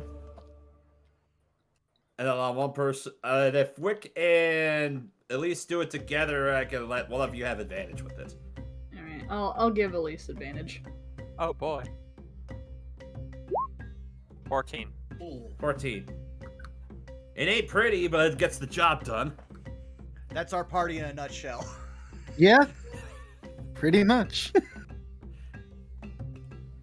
I mean, we do have 3 elves in this party, so I would argue that we are pretty, some of us. meant like. Well, if you, technically 2. Right. 2 elves and a half elf. elves. no, I'm Hey, 2.5 elves. No, Two- bear with me. I'm not saying we're not unattractive, okay? But imagine you've got the metal teenager, Wick running around at the full length of their child leash, Elise constantly sharpening a weapon and glaring at everyone, just random magical effects occasionally firing off a Zeno, and Dan being pure anxiety. And then so it goes, our heroes, everyone. Yeah. Me and my 8 charisma. Okay, but we've managed to do all this, and now I also... Undrill's probably just staring at all this. Wow. I mean, she is definitely grateful for her savior, but it seems a little reluctant at this point. She's having second thoughts. Alright.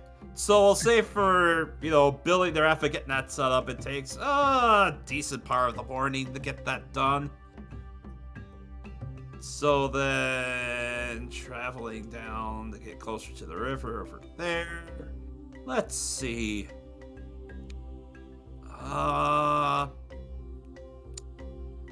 Chocolate, how about you to roll percentile for me?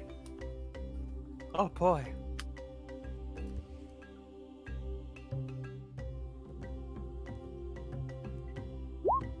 Six. Yikes.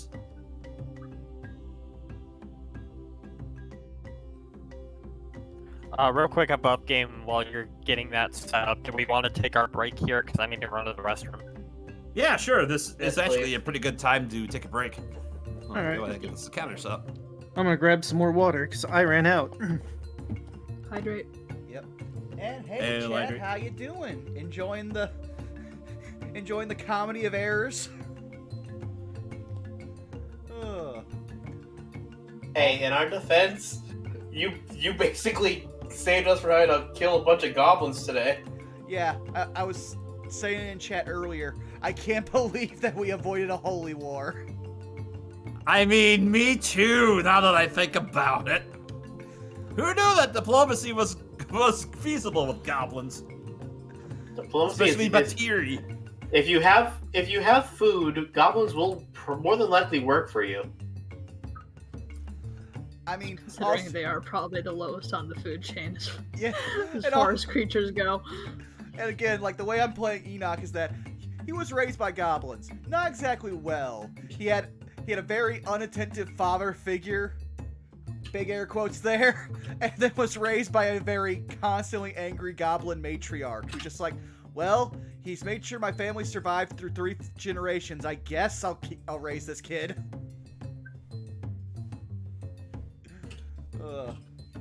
Also want to thank Blackfoot Ferret for the year resub. Damn, it's been a minute.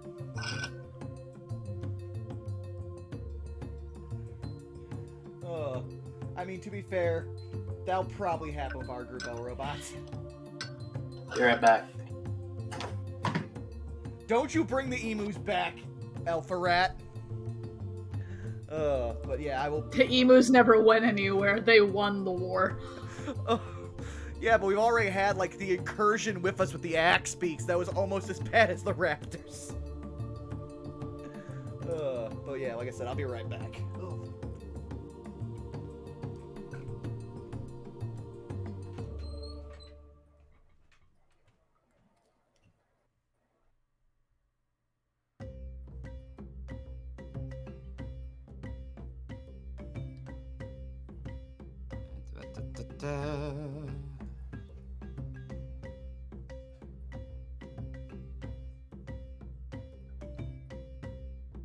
Okay. Well, now that I've pretty much got that all set up, I'm gonna go use the restroom myself. I will be right back. Okay.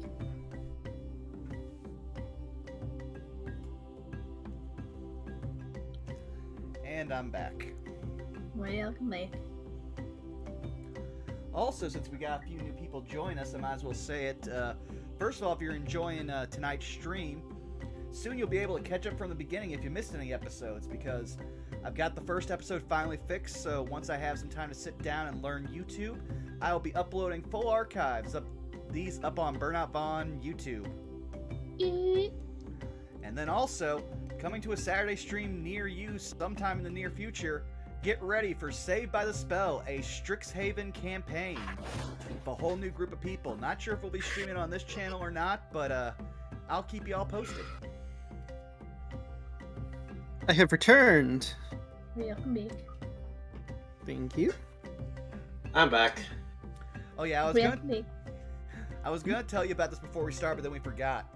So, there's literally one spell that's basically just made for Dan and Wick with Strixhaven that's called Witherbloom. It's a smaller version of Shatter that does necrotic damage, but you get to choose who takes the damage in the radius, because it's only 10 feet. And then one other person in the radius can then spend a hit die and heal. Ah, so you make vampire roots. Something kind of like that. But it's called Wither and Bloom. And since Milla said that, he would let us kind of go with these spells, and I also made the point that, because of the rules of how they did Strixhaven, basically all these spells are up for grabs if you have spell slots. So we might want to look at that when we level. I know there's one spell that's basically made for, hey, Enoch, yes, take the spell so you can live. Okay.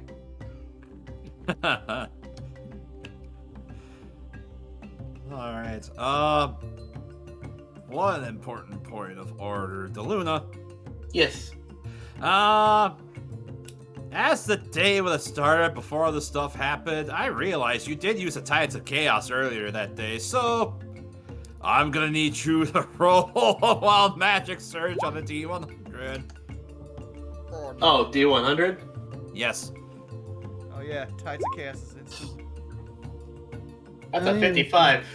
1 second, let me pull out the sheet. So I'm interested in this.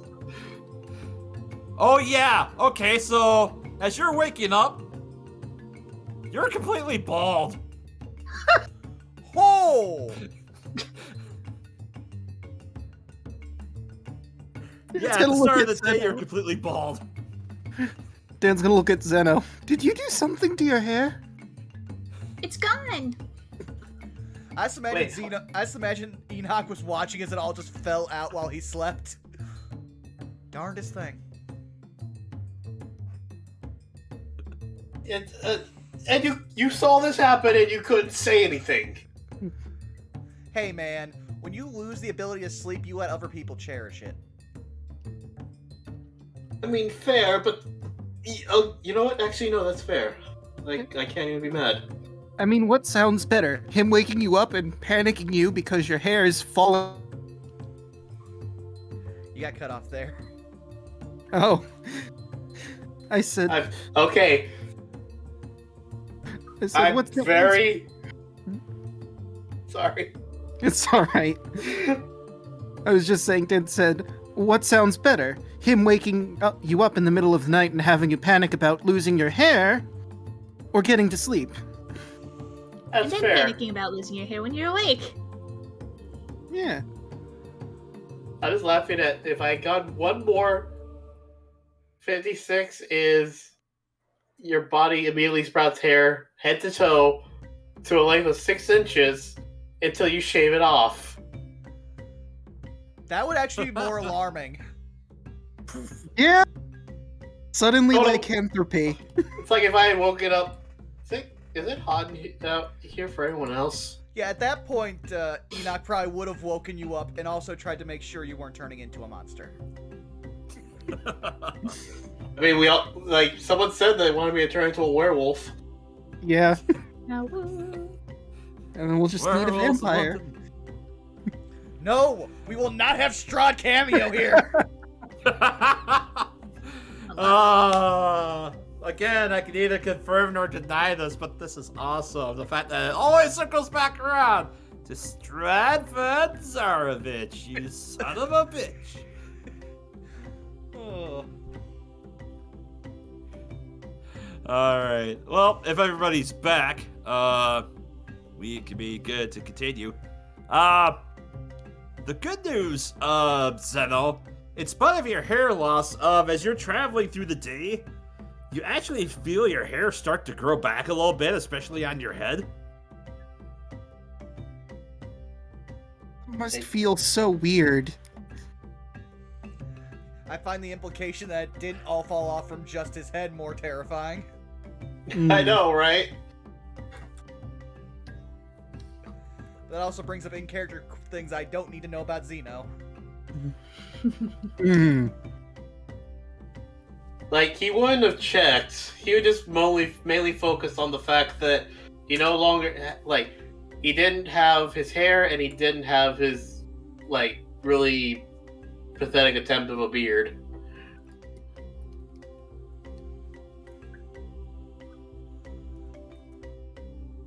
Alright. So,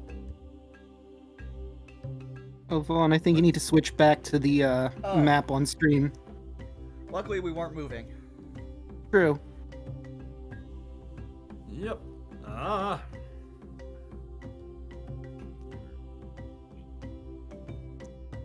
There, that is down there.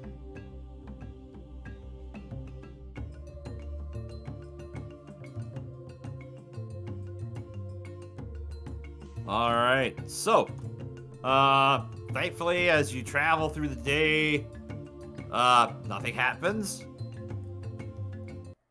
Going into the evening, I'm gonna go ahead and bring you guys over to the encounter map. As you're beginning to bed down for the night, if you guys want, I'm assuming, Elise and Dan, if you two want to do your, typical survival checks for your stuff. Will do. 13. 24. 24. Dan, you just kind of go to look around for stuff. You don't really see anything that you can kind of find quite yet, but at least you do manage to find a banana tree that's growing in the climate, and yeah, you do manage to grab enough bananas for everyone. I was gonna do a joke, but then I remembered, oh yeah, day one, Enoch had to learn how to eat a banana. Banana. Ooh, banana. I gotta do this. Oh, banana. Anyway, but yeah, you managed to find enough bananas to feed everybody. Yuki is definitely not enthused about the idea. I don't like bananas. They taste weird. Let's see what I have for you. I think I still have this raw axe beak meat. Yeah, I could cook that up for her if we got a campfire. Oh, Axby. Sure. I mean, yeah, it sounds great. Right, and I will do just that, and I can get rid of that raw axe beak meat. All right, roll a survival check to cook it. Let's see. 19. Yeah, you managed to sear it on the fire just fine, and you managed to head it off to Yuki. She's like, in your head, you hear her say, "Oh, this is very good. It tasted just right. Thank you, Dan." No problem. I'm glad you like it, girl. And he'll give her some pets. And she just kind of does that head tilt upward with the nice cheeky grin, like, oh. Aw. All right. Yeah, go ahead and set yourselves up. Let's see. Go ahead and set up for watches for tonight. Is anybody going to be doing watches aside from Enoch? I Yeah, will. I'll help. All right, so who's going to be doing what watch? Yeah, I'll do midnight since dark vision. I guess that'll be fine. All right, so that would be probably second watch for you then. I can go after her with my trance. So I'll trance first and then go after her. Alright, so you'll Or him. transfer second watch and then take third and fourth, is what you're saying? Yeah. Okay. Is anybody going to be doing first watch? I'll do first watch. Alright, Zeno. Okay. So I'm just going to jot this down here. Enoch all watches. And then Zeno, Wick, and then Elise, third to fourth. All right.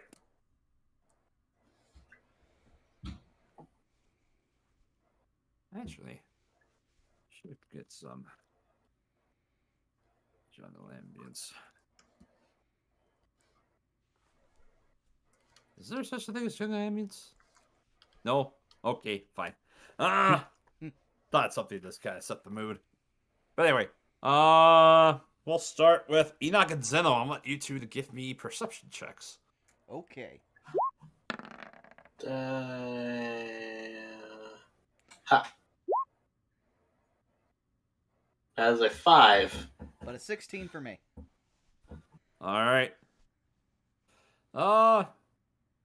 The rain continues to pour pretty hard on this one. Zeno, the sound kind of drowns everything out for you in your half-elven ears, so it kind of distracts it a little bit.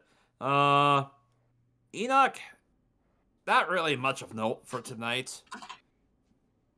You're just kind of looking around. There's really nothing else nearby for trees and whatnot. And, yeah, on the map, go ahead and position yourselves how you want to during your watches, too. Yeah, I just assume like there's a fire here. Just put myself there. Send on a log, messing with the arm tablet. Put myself right next to him, basically. All right. Andrel's gonna take your Tenton roll, Elise. Yep. All right, so that watch happens uneventfully.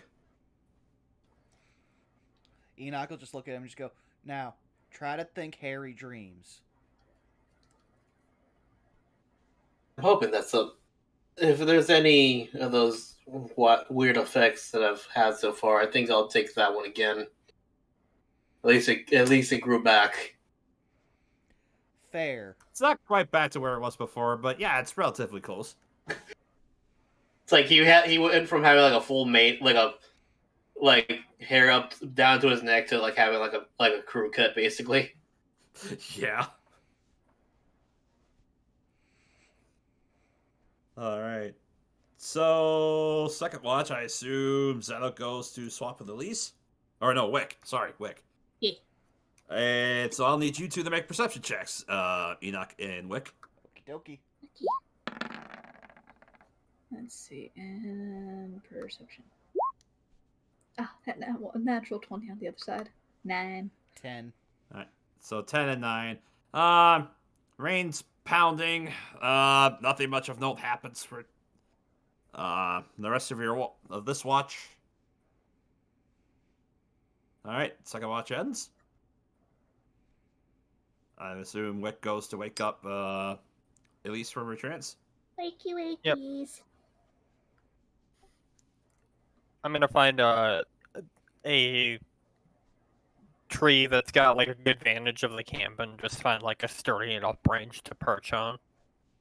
Okay. Roll a perception check for me. Me too. Just Elise, I say, Okay. if she's just looking for a branch. 15. 15. Okay. I'll just go ahead and draw this out real quick.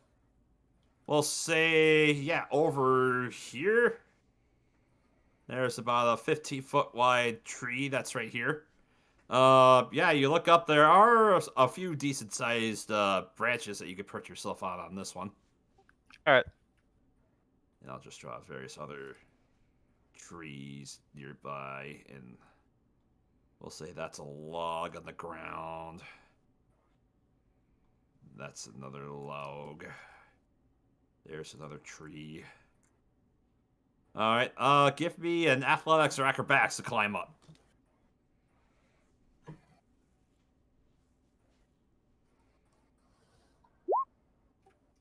20 acrobatics. 20, yep. Yeah, it's pretty easy for you. You managed to dart your way up. And get situated on your watch. Which brings us to third watch perception checks, please. Okay.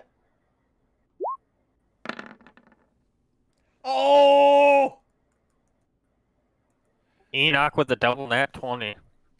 Nice. He sees all. Elise? I got a 12. Oh, 12. I'm sorry. Well. Alright. Well. Even you managed to see this, Elise, as creeping out from this log over here. You see this mass of barred vines? And from this tree over here, you see another mass of wrangling barred vines slowly begin to creep their way. This one seemingly towards Zeno, and this one towards the tent where currently Kawasha is sitting at. Oh no. We've seen this before, haven't we? Ah! This is bad. We saw a different type of plant attack us at night before. Okay, so we haven't seen this before. No, you haven't seen this type of plant before. Alright. Hey, it's not me that's getting attacked this time. Elisa's just gonna yell from the tree. Enoch, grab Zeno. Wake up, everybody. We got company. And yeah, obviously, Enoch, you would see this happening too. Yeah. Enoch would have already been running towards Zeno. And Alright. he would already be shifting his hand, getting ready to booming blade this thing, because that's a great way to wake everybody up.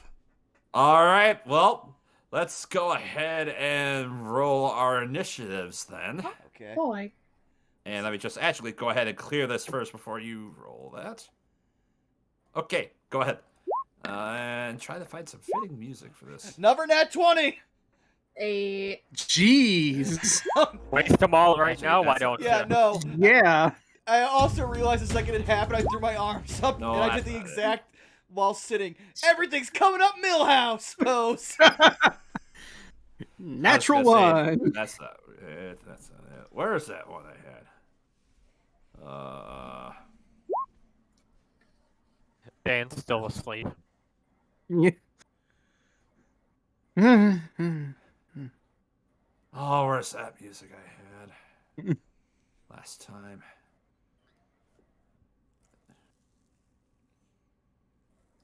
There it is. Alright, so I gotta roll initiatives. Washa. Kabalooey. Both rolled 7s. And these plants, which have a 0. Okay.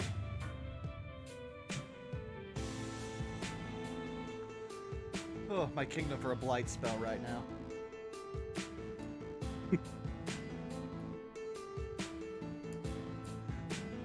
No. Alright.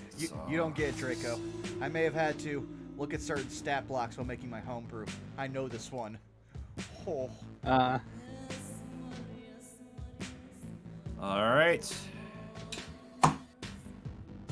So, starting with Enoch. Yeah, instantly going for a booming blade on this thing. Try to wake everybody up. Alright, roll the hit. 19. 19 does hit, roll damage. Okay, so that's 9 piercing, and then if this thing moves, 4. And also, a loud boom resounds for a 300-foot area, so you're not gonna even bother yelling, just wham! Alright. And that's That's it for my turn. Alright, Elise, it's now your turn. All right. So I see since Enoch has that vine pretty much taken care of, I'm gonna look at this vine right here, and I'm going to actually use a spell that I have yet to use at all for this whole game. I'm going to bonus action cast Ensnaring Strike Alright. and take a shot at the vine. Alright. Also, I realized I didn't roll initiative. I'm sorry about that, so I just rolled it right now. Okay, let me see here. You got a 20. Alright, well, we'll get your turn in, we'll resolve that after, Elise's, so. There's Ensnaring Strike for you. Okay. I assume you still have to roll the hit. Let's see. Yeah. Alright, so roll the hit.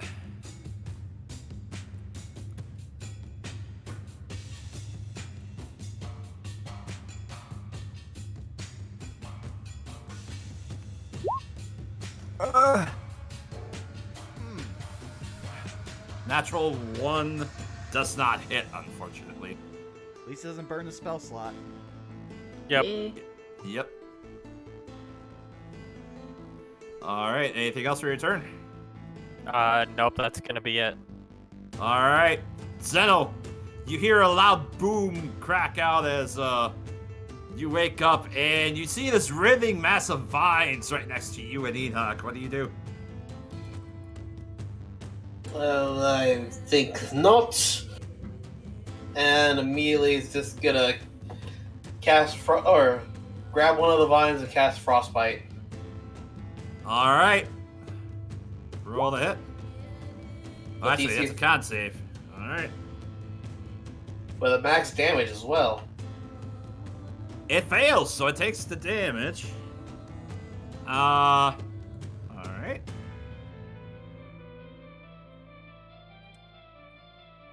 And as you go to deal your frostbite to it, the frost definitely is there, but it didn't seem like it was as effective as you thought it was going to be.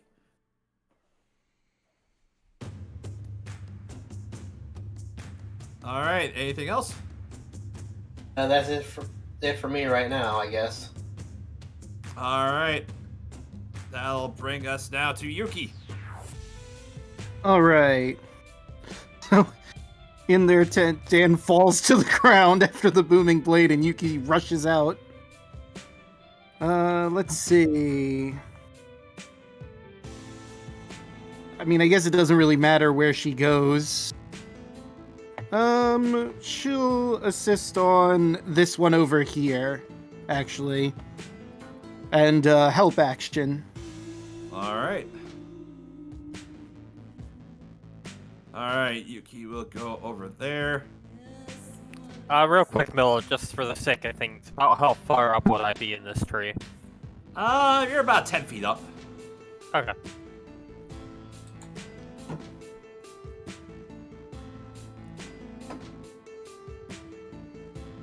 Alright.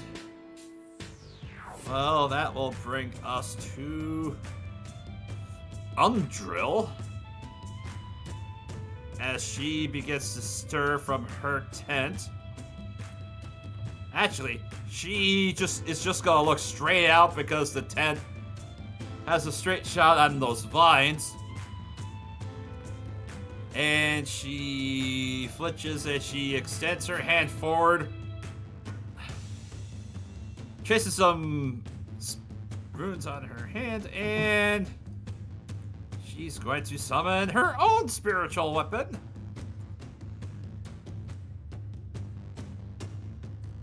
And that hits. Dealing that much damage. Let's see, that'll be further down. Yay, more clerics. Hey. And she's also going to, for her main action, actually, no, it would be that. Alright, so I need to make a dex save. It fails. Decent chunk of damage here. All right. If Kawashi can just start summoning a flaming sphere, then we can have the all like conjuration party. All right, so I'll just draw. Yeah, I see. A hammered gauntlet is basically what she summons. And that will be her turn, which will bring us to Kawashta.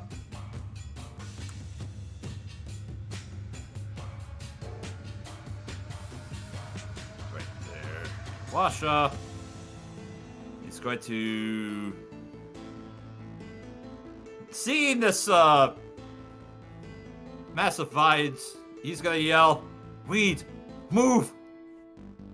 What is that?" And he's going to disengage to get away. Kupalue is also going to crawl out of the tent and disengage. That'll bring all of his movement over to there. And you see... Let's see. Kawasha just looks and turns to you and says, "Be careful, they're assassin vines!" Which will bring us to the assassin vines turn. Hey, how dare you tell them what we are? Alright, so... The assassin vines... they're focused on... Let's see, who did the most damage out of the three of you there? 9, 6... Enoch! Well, no, I only did once damage to it. Well, it still hurt a lot. Okay. I was hoping. So you're right next to it.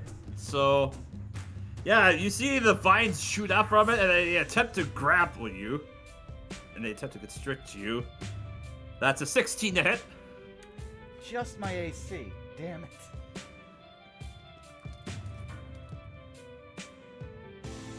You take 6 points of bludgeoning damage as the vines grapple you. And you feel there may be some barbs that are just kind of starting to dig into your skin as well. Okay. And meanwhile, this vine sees Yuki. I'm sorry, Dan. I thought that Kupalue and Kwasha were gonna attack the vine. Let's put it this way, okay? One of the 3 things that this vine was near were going to die. Yeah. So that's 7 points of bludgeoning damage to Yuki. I believe that's her entirety of health. Yep, well, it's 2 points above her entire health. And Yuki poofs. Oh, she poof. Mm. And once again, Dan must exact his vengeance. At least it's easier to kill a plant than a building. Alright. Speaking of plants, Wick. Yep. Let's see, I just want to decide which one I kind of want to do.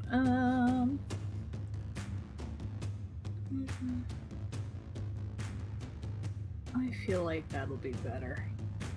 Alright, so for Wick's action, he's gonna guiding bolt the one that's attacking Enoch, so Hibishki, for 15.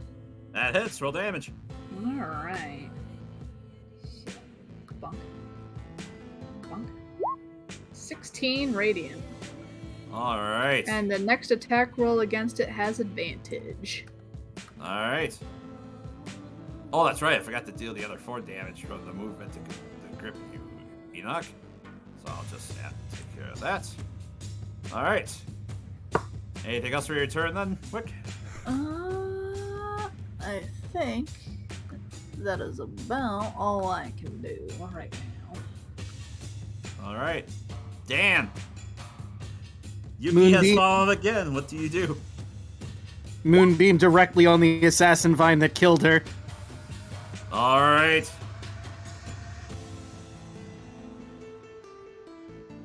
I rolled an 18, which passes, so it only takes 5.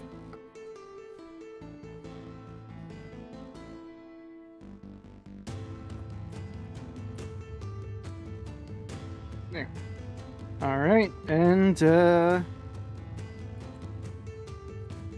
just out of pure spite, I'm gonna use one of my jinxes here. Dan's gonna hold his hand out, crush it, and shout. Scroll back up. Whoop. Cloudus! And it's gonna burst some of the vines because I casted Cripple. Its movement speed is reduced by 20 feet. Okay. Nice.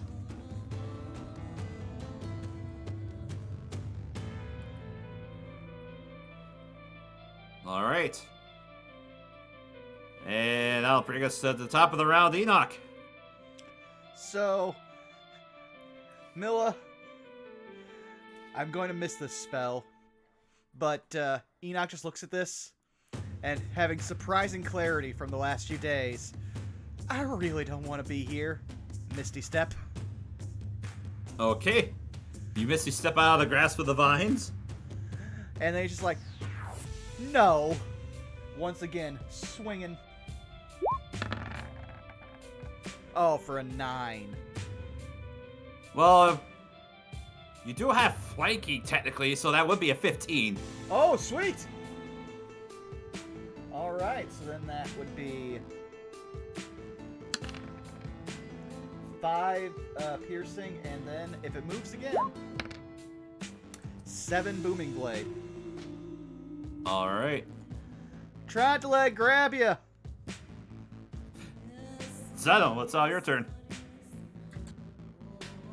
Alright. So Zeno is gonna again look at the assassin vine right in front of him. And because it's only within 10 feet, it casts Thunder Wave. All right. Well, Because if I go for myself, I actually won't hit Enoch. All right. So roll your d20 for your wild magic. Surge. The nat 20. You're fine. Ooh. No surge. Go ahead and roll your damage.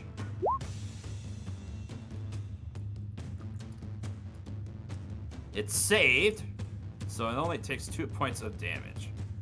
Oh shit! It's a 15 foot. I thought it was a 10. Well, you can still angle it so that you don't hit Enoch, so that's fine. Yeah, like I'll just aim it like right here Mm-hmm. on this square, so it just misses. If there's anyone, like, within the jungle, like, for a certain while, this keep hearing the explosions. Mm-hmm. Alright. That'll bring us now to Elise. Alright. So its Staring Strike is still technically active. It's a concentration for up to a minute, and it's the next time I would hit a creature before the spell ends. So, I'm gonna take another shot at it. Alright.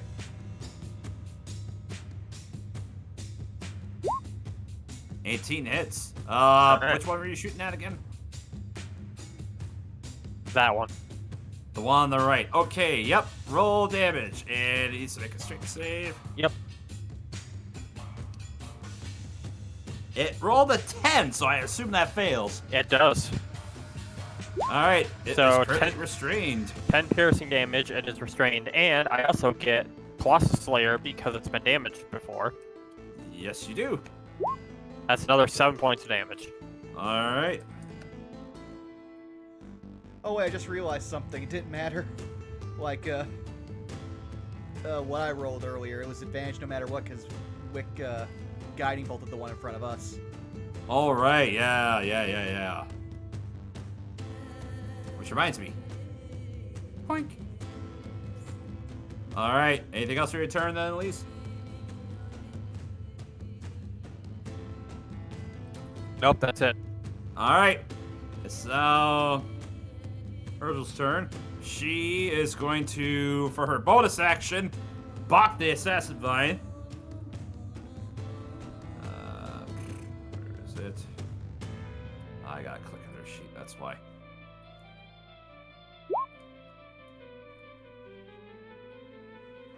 Oh, come on. Oh, it was the first one. Yeah, that hits. So another 5 points of force damage.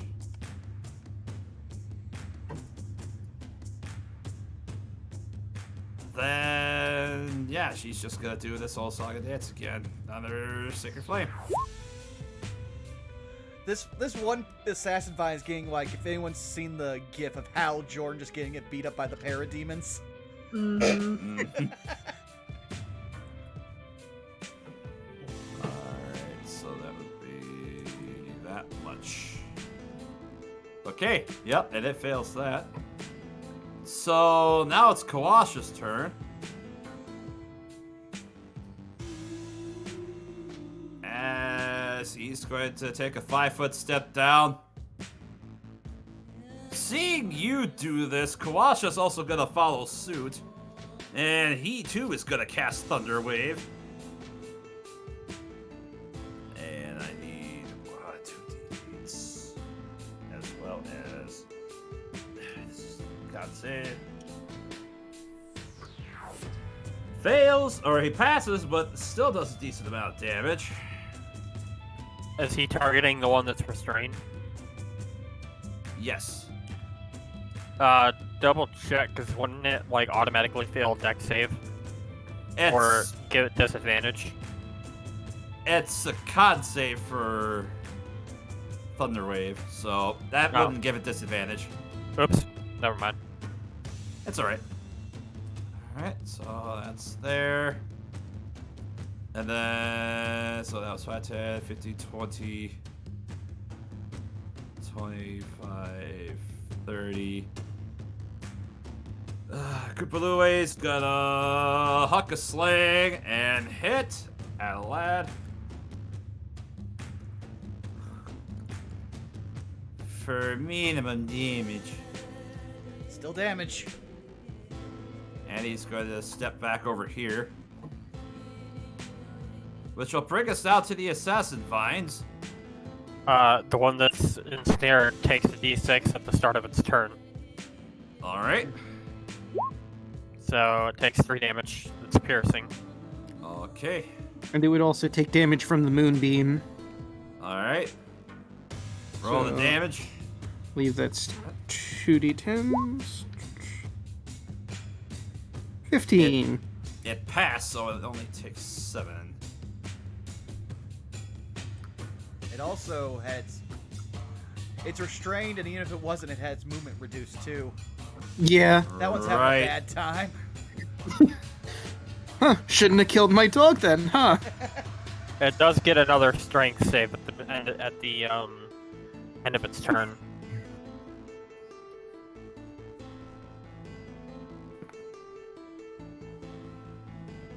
So, funny thing.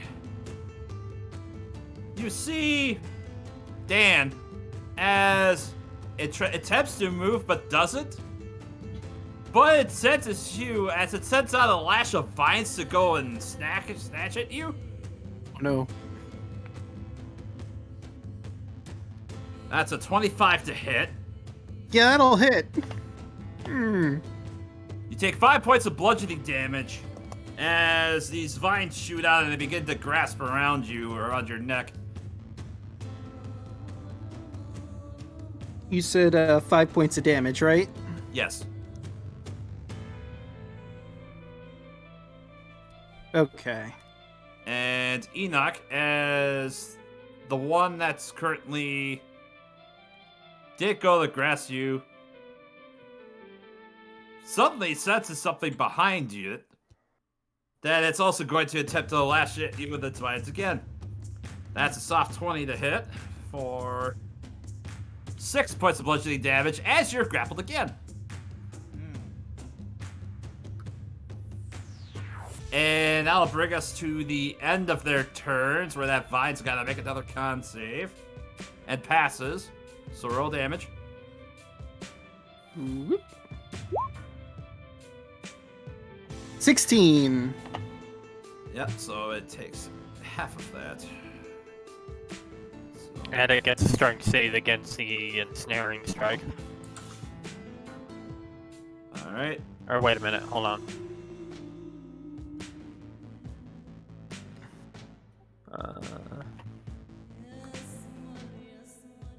Yeah, let's double. Oh no, that's just that's an action. Yeah, that's an It's not. action. It's to do not that. at the end of the turn. Okay, Yep. that's even better. All right. Yep. And that will be the Vine's turn. Wick. Alright. Well, now I gotta make choices. And I suppose I should save the squishy one. Which one's got the squishy one? right? This one is currently grabbing onto Dan, Yeah. and then Yeah. this one's currently grabbed onto Enoch. Yeah, I should probably help the squishy one first. Okay. I'ma cast Shadow Blade, because it is nighttime still, right? Yep. Yes. Do that. And since it is nighttime, I have advantage on my attack. But, Let me do that. Let me hit. Let's see when you make an attack. Alright, last costs a simple melee weapon. You should purchase it. Alright, so basically Alright. D20 plus your spell casting bonus. Plus, yeah. I think plus Plus proficiency. proficiency. Yeah. Yeah. So yeah, proficiency and wisdom. And I have advantage, so BAP. That's a 6, and then BAP. That's better. Yep, the second one definitely hits, so Yep. go ahead and roll 2d8 for psychic damage. Alright. It's gonna be a 5. 5. Ugh.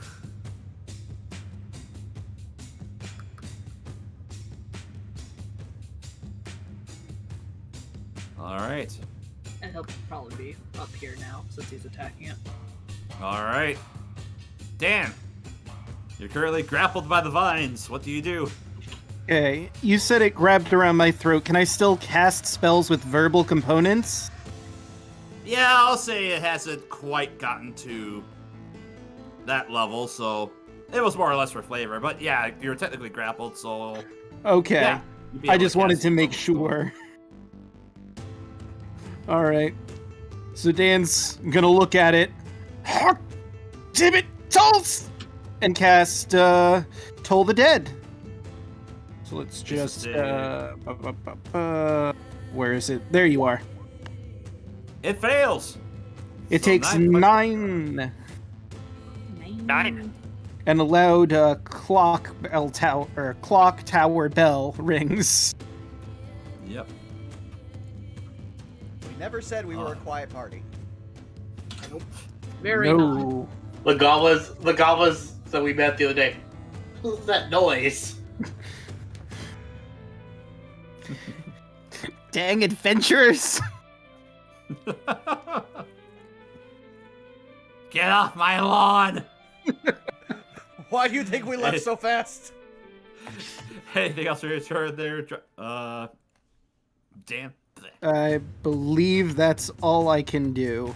Unless I want to make some Alright. phantom noises. Enoch, you're grappled again. Well, now Enoch's in self-preservation mode, so blue goes away, red boy. And once again, second verse same as the first. Misty step away. But now I'm coming out blasting. 23 Hits. Roll damage. for 8 force damage. Alright. For 8. Yeah, it's still barely standing after that blast.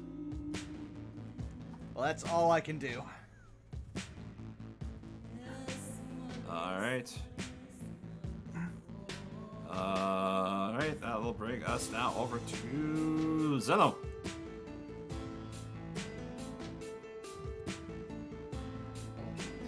I'm tired of this vine being anywhere near me. I'm just gonna cast Shatter at second level. Alright. I rolled a 21 for the con save, which I assume passes. okay. Real quick, gotta. Okay, nothing happens. I'm like, I gotta do my due diligence. So that takes 6. Still barely twitching it up. If I move, do I not provoke attack of opportunity? You would provoke an attack of opportunity if you did. Then I'm gonna stay right where I'm at then. All right, Elise. I'm not letting go of this vine, so it's getting another longbow. All right. 11. Misses. Well, it's restrained. Oh yeah, you would have advantage to hit. So yep, all the 25 would hit. Yep. 5 piercing, and Colossus Slayer. Mm-hmm. 6. All right. Still up. So it's definitely looking a lot worse for wear. Which will bring us to Undrill. For her bonus action, she's gonna do her. She does best for her spiritual weapon, which that'll hit. And yeah, she clocks. It smashes with a mighty gauntlet of fist, smashes the vines into the ground, and they just collapse into shatters, dead. And then as she makes her way out of the tent,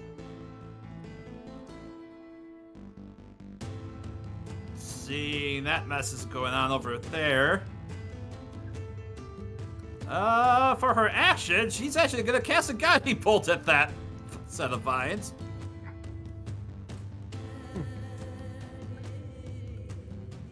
Which that hits. And now we all gang up on the last assassin vine.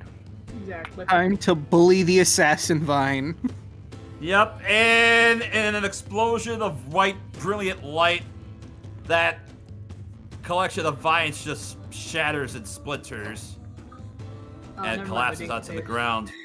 No. By the way, game. right after she did that, Xeno would look at her. You have my thanks. Mine as well.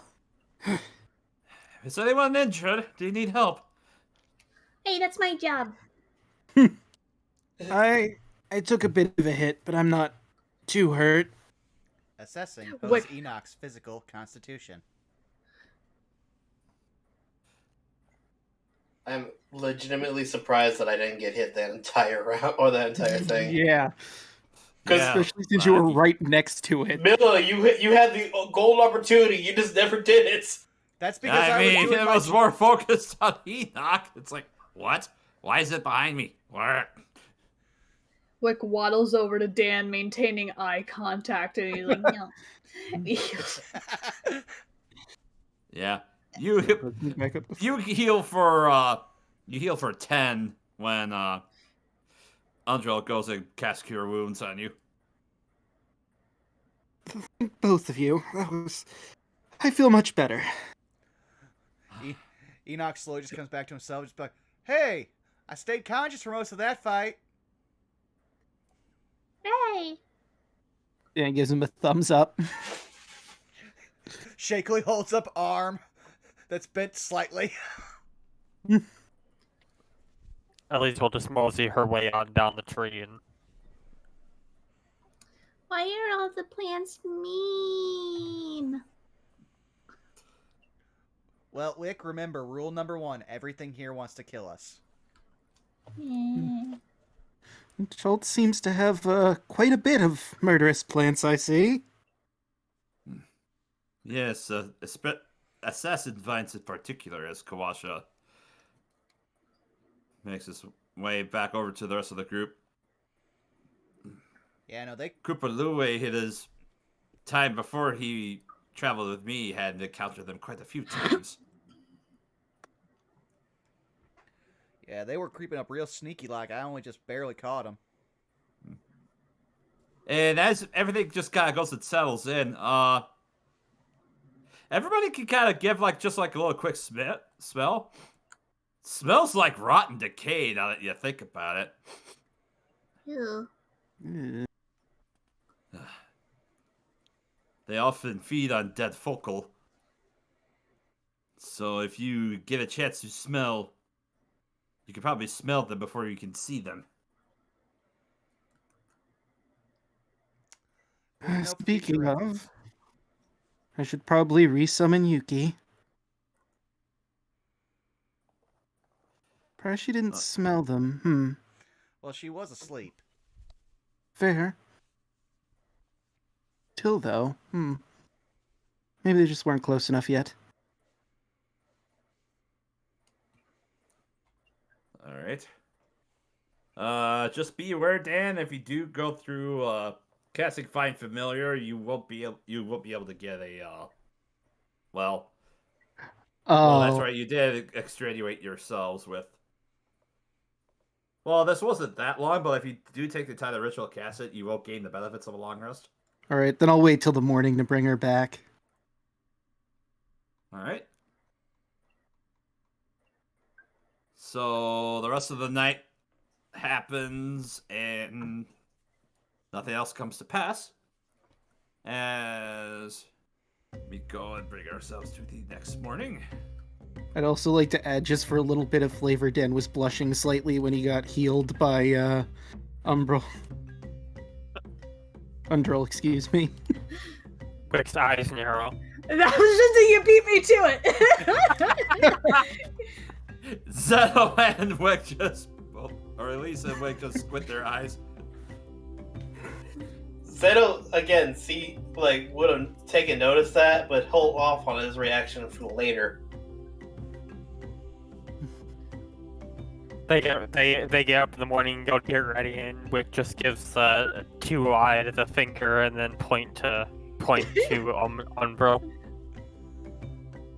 I mean, having known Dan this long, Enoch assumes that would happen no matter who touched him.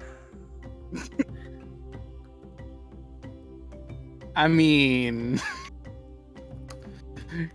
not Wick at the very least, because they're close at this point. No, it's just he's encroaching on his job, but this is basically him. I was just imagining when you use Shadow Blade, if plants could scream. If plants could scream, indeed. All right. As you begin to set on the day, that's right. I gotta roll for a chance for encounters. Okay. Let's see. Last session I had that. All right, we should grab Vorn before we move to Camp Vengeance. Yep. Well, how would we transport him? The medallion. Okay. It controls him.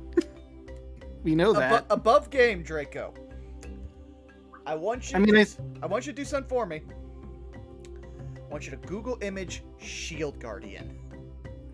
I mean, I know what they look like, but it can move on its own. Oh wait, but we'd be traveling into the water of the river, huh? Well, more of we'd be in a canoe. Well, I mean, it could just be like that thing where they just like the Pirates of the Caribbean. They're just walking under the water. It's fine. Yeah, exactly.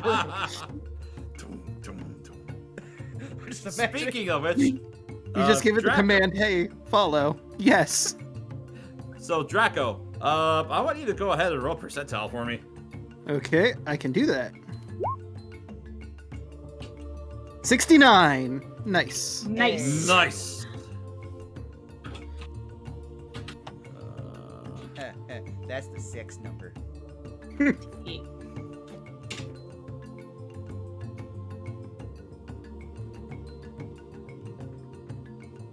All right. This has been a while. It's been a while.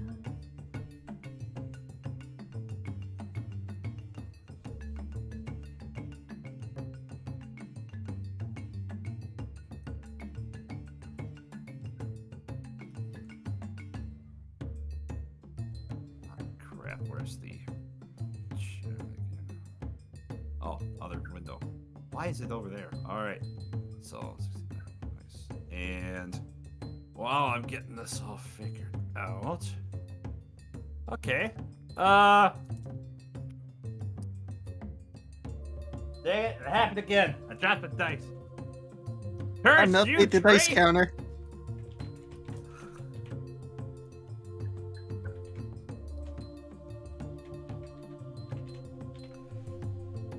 as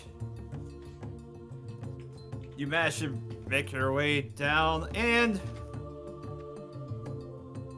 Oh, alright.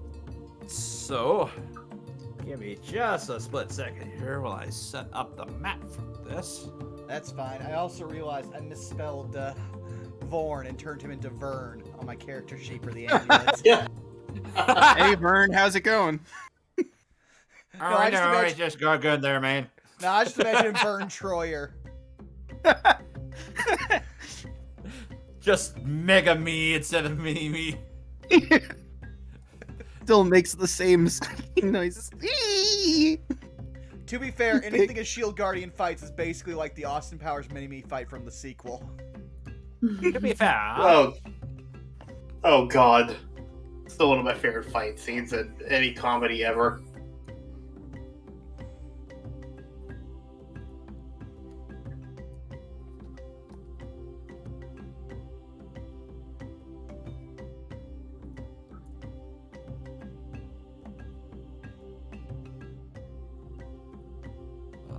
where is it?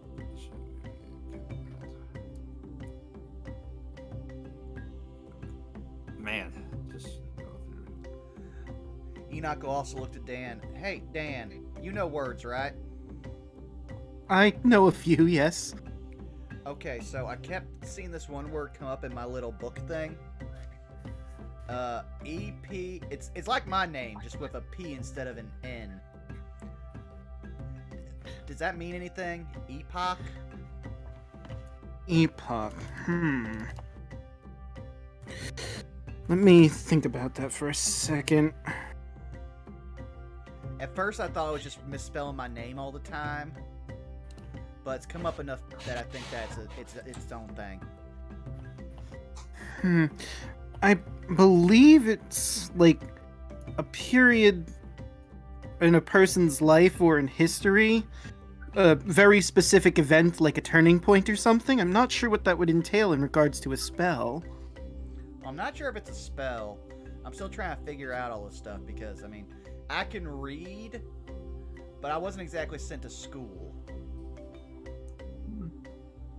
I mean, if we're not sure if it's a spell, it might not be best to just hit it willy-nilly, but considering the context of Epoch, we might learn something. Either it's about yourself or about the being along the ride.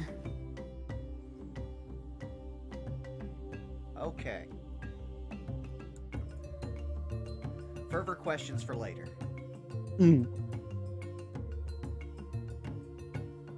I mean, we could probably select it now, just, you know, don't point anything directly at yourself or anyone around us. Okay.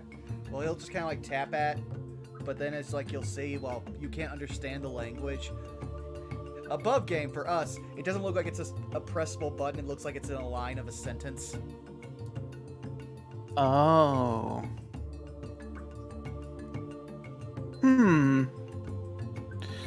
Do you know what any of the other stuff around it says? Well, they're not... So I can kind of read these weird letters, but see here, there's chunks missing. Ah. That's why I thought it was a spelling error. Okay. So yeah, there must be... I don't know how exactly we're going to go about this, but probably there's chunks that are just missing or, for lack of a better term, corrupted, I guess. Destroyed, mangled, etc. Okay, well, I'll put it down. Like, at least I know it's an actual word. I think I technically know more words in Goblin than I do human.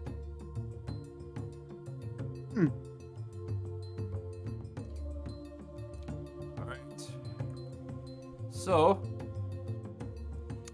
around the middle of the afternoon, you manage to successfully retrace your steps and you find yourself once again before the Shield Guardian. Yeah, Untrill, you remember that side job we talked about? That's it. That's... I'm sorry. Can I have the amulet? I want to reactivate it.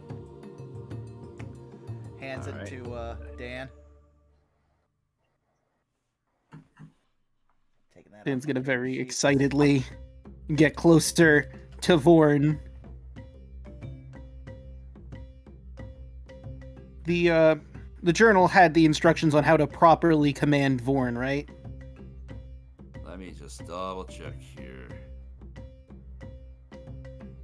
Guardian.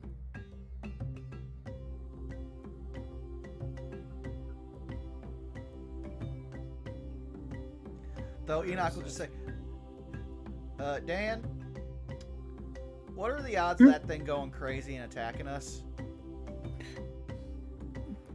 Dan looks down at the amulet. I mean, this is basically the controls for it. So, pretty low.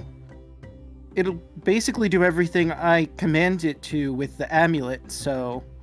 Unless I, for some bizarre reason, decide to have it attack you, it's not going to, and obviously I'm not going to do that.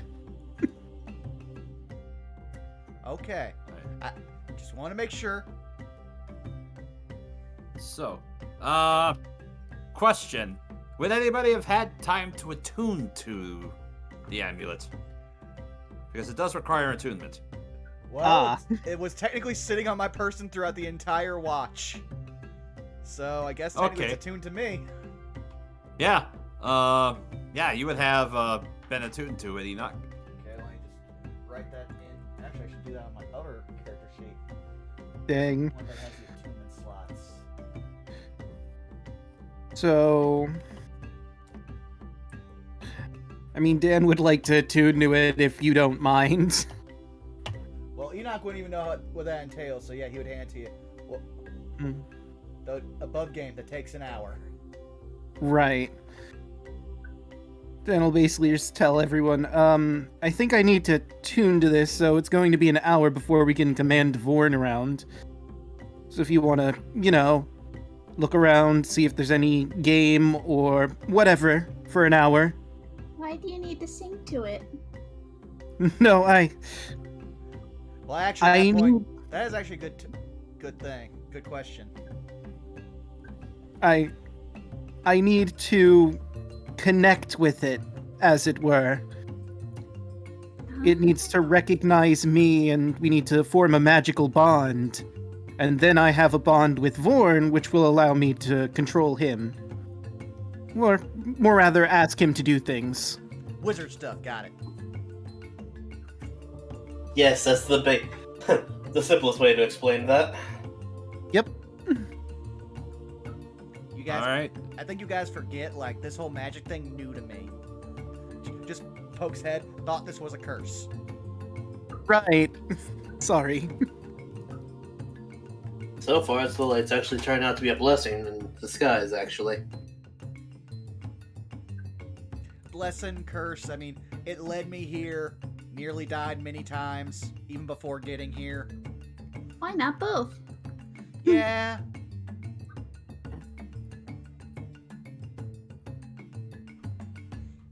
Alright. As you wait for an hour, Dad, you do find yourself, attuned to the amulet. Alright. And I'll just say, above game. Human that attunes to this amulet knows the distance and direction of the Shield Guardian, provided the amulet and the Guardian are on the same plane. As an action, the amulet's attuned where it can try to reactivate the Shield Guardian with a Arcana check. So I need you to make an Arcana check for me. I'm good at those. 14. 14.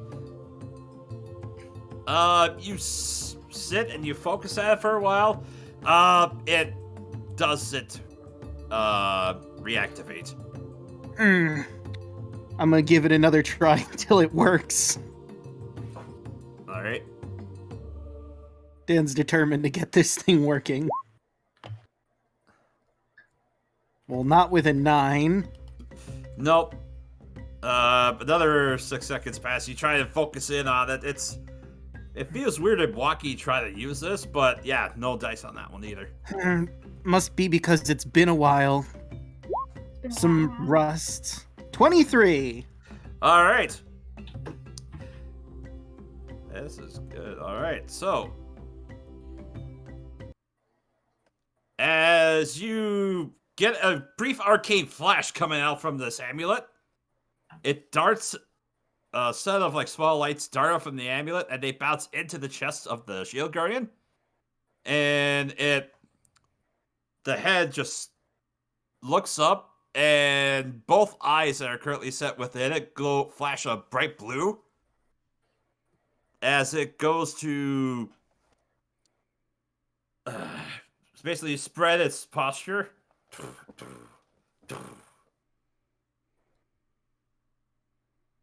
And it awaits your command. And as you look at the Shield Guardian, one hand is currently held open, and in its right hand, it looks like its fist is still closed. Oh. Vorn, may I see what's in your hand? It extends the hand, and Enoch, as the hand extends and opens on the Shield Guardian, you feel instantly compelled to look towards Enoch, or towards the Shield Guardian, and your eyes just, you feel a pulsing rush in your head as you look and you see there's a small violet shard currently within its hand. Enoch. Uh-huh. Your vision currently begins to fade to white as you see Enoch's eyes briefly flash red. Search. Sorry. As it walks forward. Collect. As Enoch reaches out to go and grab the shard. Assimilate. As it takes the shard, it plants it on its head, and you see right along the edge towards his brow, the shard snaps into place. Enoch, you regain your senses, and you find yourself standing in front of the Shield Guardian. Well, what happened? It had Hearing your voice. Assimilation complete. Continue designated assignment. That Are was you okay? What'd you say? Said, are you okay? Well, that was very unsettling as he kind of like goes to like put his hand on his head, but then he hears another like on the wrong side. What? Yeah, the other took over and put the crystal that was in Vorn's hand on your head. Well, at least I was quote unquote awake for the. Let's just go. Let's just go. The questions for later. Yeah. Elise, Wick, I want the two of you to roll a perception check for me. Oh boy.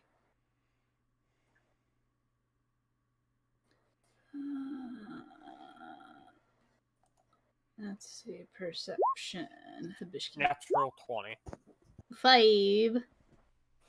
Elise, you instantly hear twigs snap and you look to your right. Emerging from the jungle, about 40 feet away from you, you see a group of reptilian-looking humanoids as they emerge onto the jungle, bearing bone clubs and spears. And there is a group of 6 of them as they immediately lock eyes onto all of you. And that is where we're going to end our session for tonight. Oh boy. Ooh. Okay. Also, I just want to say, like, I pictured it when you said snapped in. Now I'm just imagining the venom snake head spike.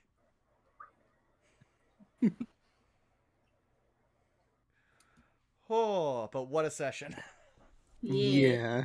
That was great. Congratulations! You have a Shield Guardian! Hooray! It may They come in have a- handy. They have Mm, an army. We have a Shield Guardian. yeah, it's true. We have a Shield Guardian, the potential to make, like, what was it? Freaking 16 Raptors. Fine. Yes, that's right. Yeah, it's fine. It's fine. Yeah, we can't summon 8 raptors. We also have 3 spiritual weapons. You have a druid, a veggie pygmy, and a priest. And a Yuki. And you. And the You have occasional chance for some random shit to happen to me. Yep. and you have a ranger who's been relatively consistent with damage. Hooray. Mm-hmm. I feel bad for the lizards, honestly. I mean, we have all this, and they're just a bunch of lizard folk. First of all, we are in Chult. Never feel bad for anything. You know what? Fair. Yeah. You feel bad for something when we're back in town. Ugh. But hey, let's start going around the horn. Milla, what you been up to? Oh, surviving, thriving, trying to jiving. Occasionally on Twitch at twitch.tv/MillaNinja, where I've been on a kick for Halo Infinite as of late. Thinking about getting the boys back together, at least a couple different Halo nights in. Otherwise, from that, you can also find me on Twitter at MillaNinjaNerd, where I post wholesome meme and officially shit posting shit. But aside from that, not a whole lot on my end. Just been ramping up for some D&D campaigns and getting through it.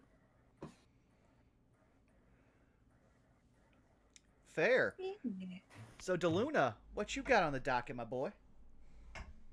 Not really that much as of right now. Like I said last week, we got me and my buddy Michael are probably about to start a Nuzlocke on their channel, Extra Human on YouTube and here on Twitch.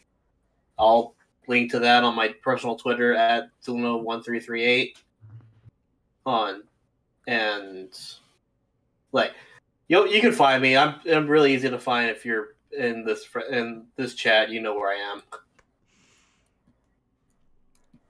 Fair enough. Zombie, what you doing? Not much. A little bit of everything. I'm on Twitter at ChocoZombie101, Twitch ChocoZombie101. I too have been playing the Halos on my off time. And I've also been going through the Yakuza series. I'm on Kiwami 2 right now. I've only ever played Kiwami 1 and Like a Dragon, so I've gone through 0 and now 2 and hoping to play through all the games. Have you successfully taken off your shirt to fight a man? I have, multiple times. Then you know everything you need to know about Yakuza.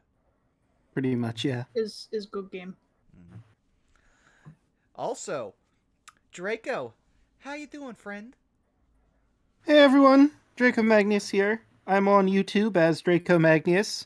You can find me on Twitch at Draco_Magnus and on Twitter at DMagnus.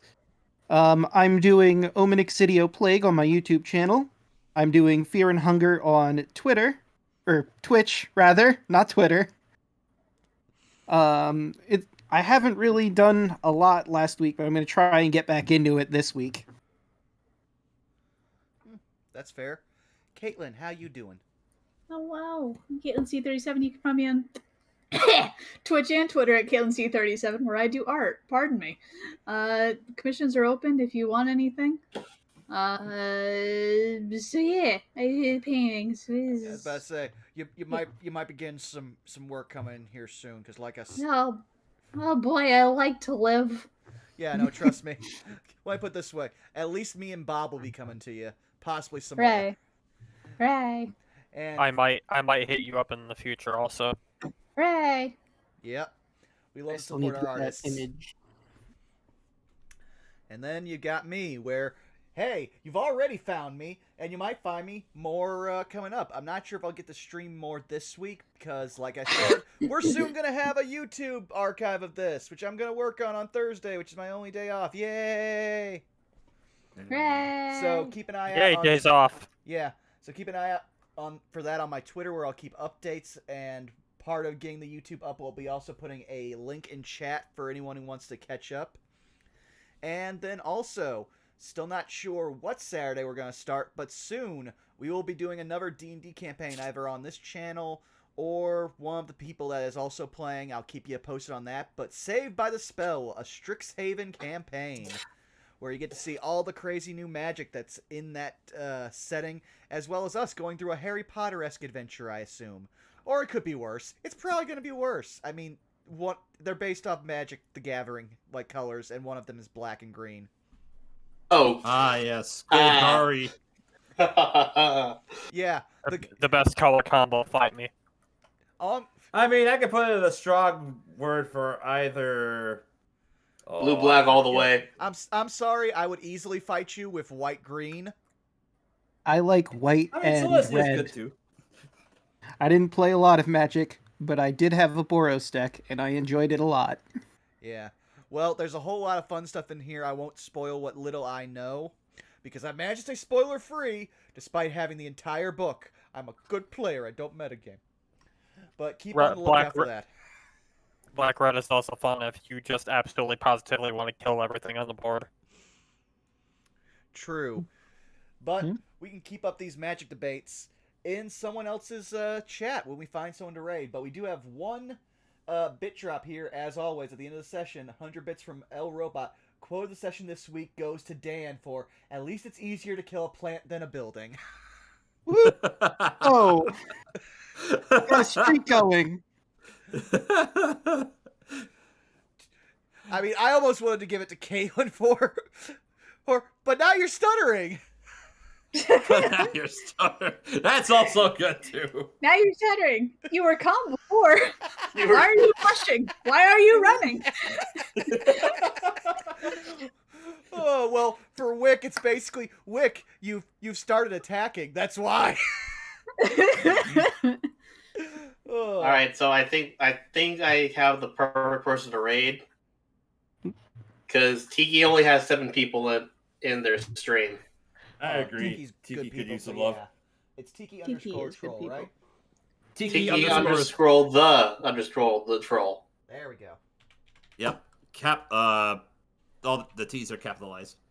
Yep. Okay, Underscore between each word.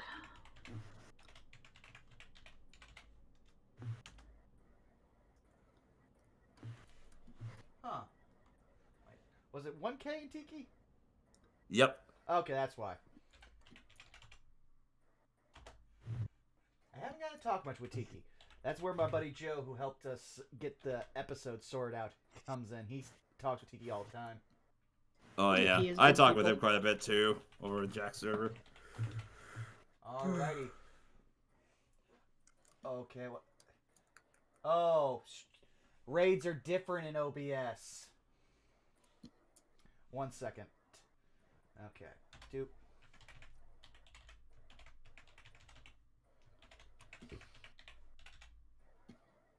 Oh, nope, not comma. Need to put these weird brackets. And then, that should do it. Oh, and Milla with that resub right there at the end. At least I think it should be going for the raid now. Doesn't say it just yet. Doesn't look like You it. might want to go to Yeah, your Twitch proper. Yeah, I'm just gonna do it in here. 1 second. This is why I keep the stream up on my phone. Yeah. Probably gonna be best from now on just to have that just as a secondary thing. Oh Yeah. I always just have 2 Until- tabs open. Damn you, Streamlabs! Why'd you have to try to be such a stupid company? Mm-hmm. True. All The right, companies are there we stupid. go. But I'm actually enjoying the OBS live, especially now that they're like, "Hey, do you want to be sponsored by Raid Shadow Legends?" And I'm like, I am thinking about it. If you do that, yes. Well, I just put it this way: I just have to figure out how to play Raid Shadow Legends on my computer because it's a mobile game. Do you have a Samsung phone? Because that actually can happen. We will talk more, but let's just get the doots out for Tiki, everybody. So thank you for coming out. See us next week, and kill a building. Kill a building. Save a plant, kill a building.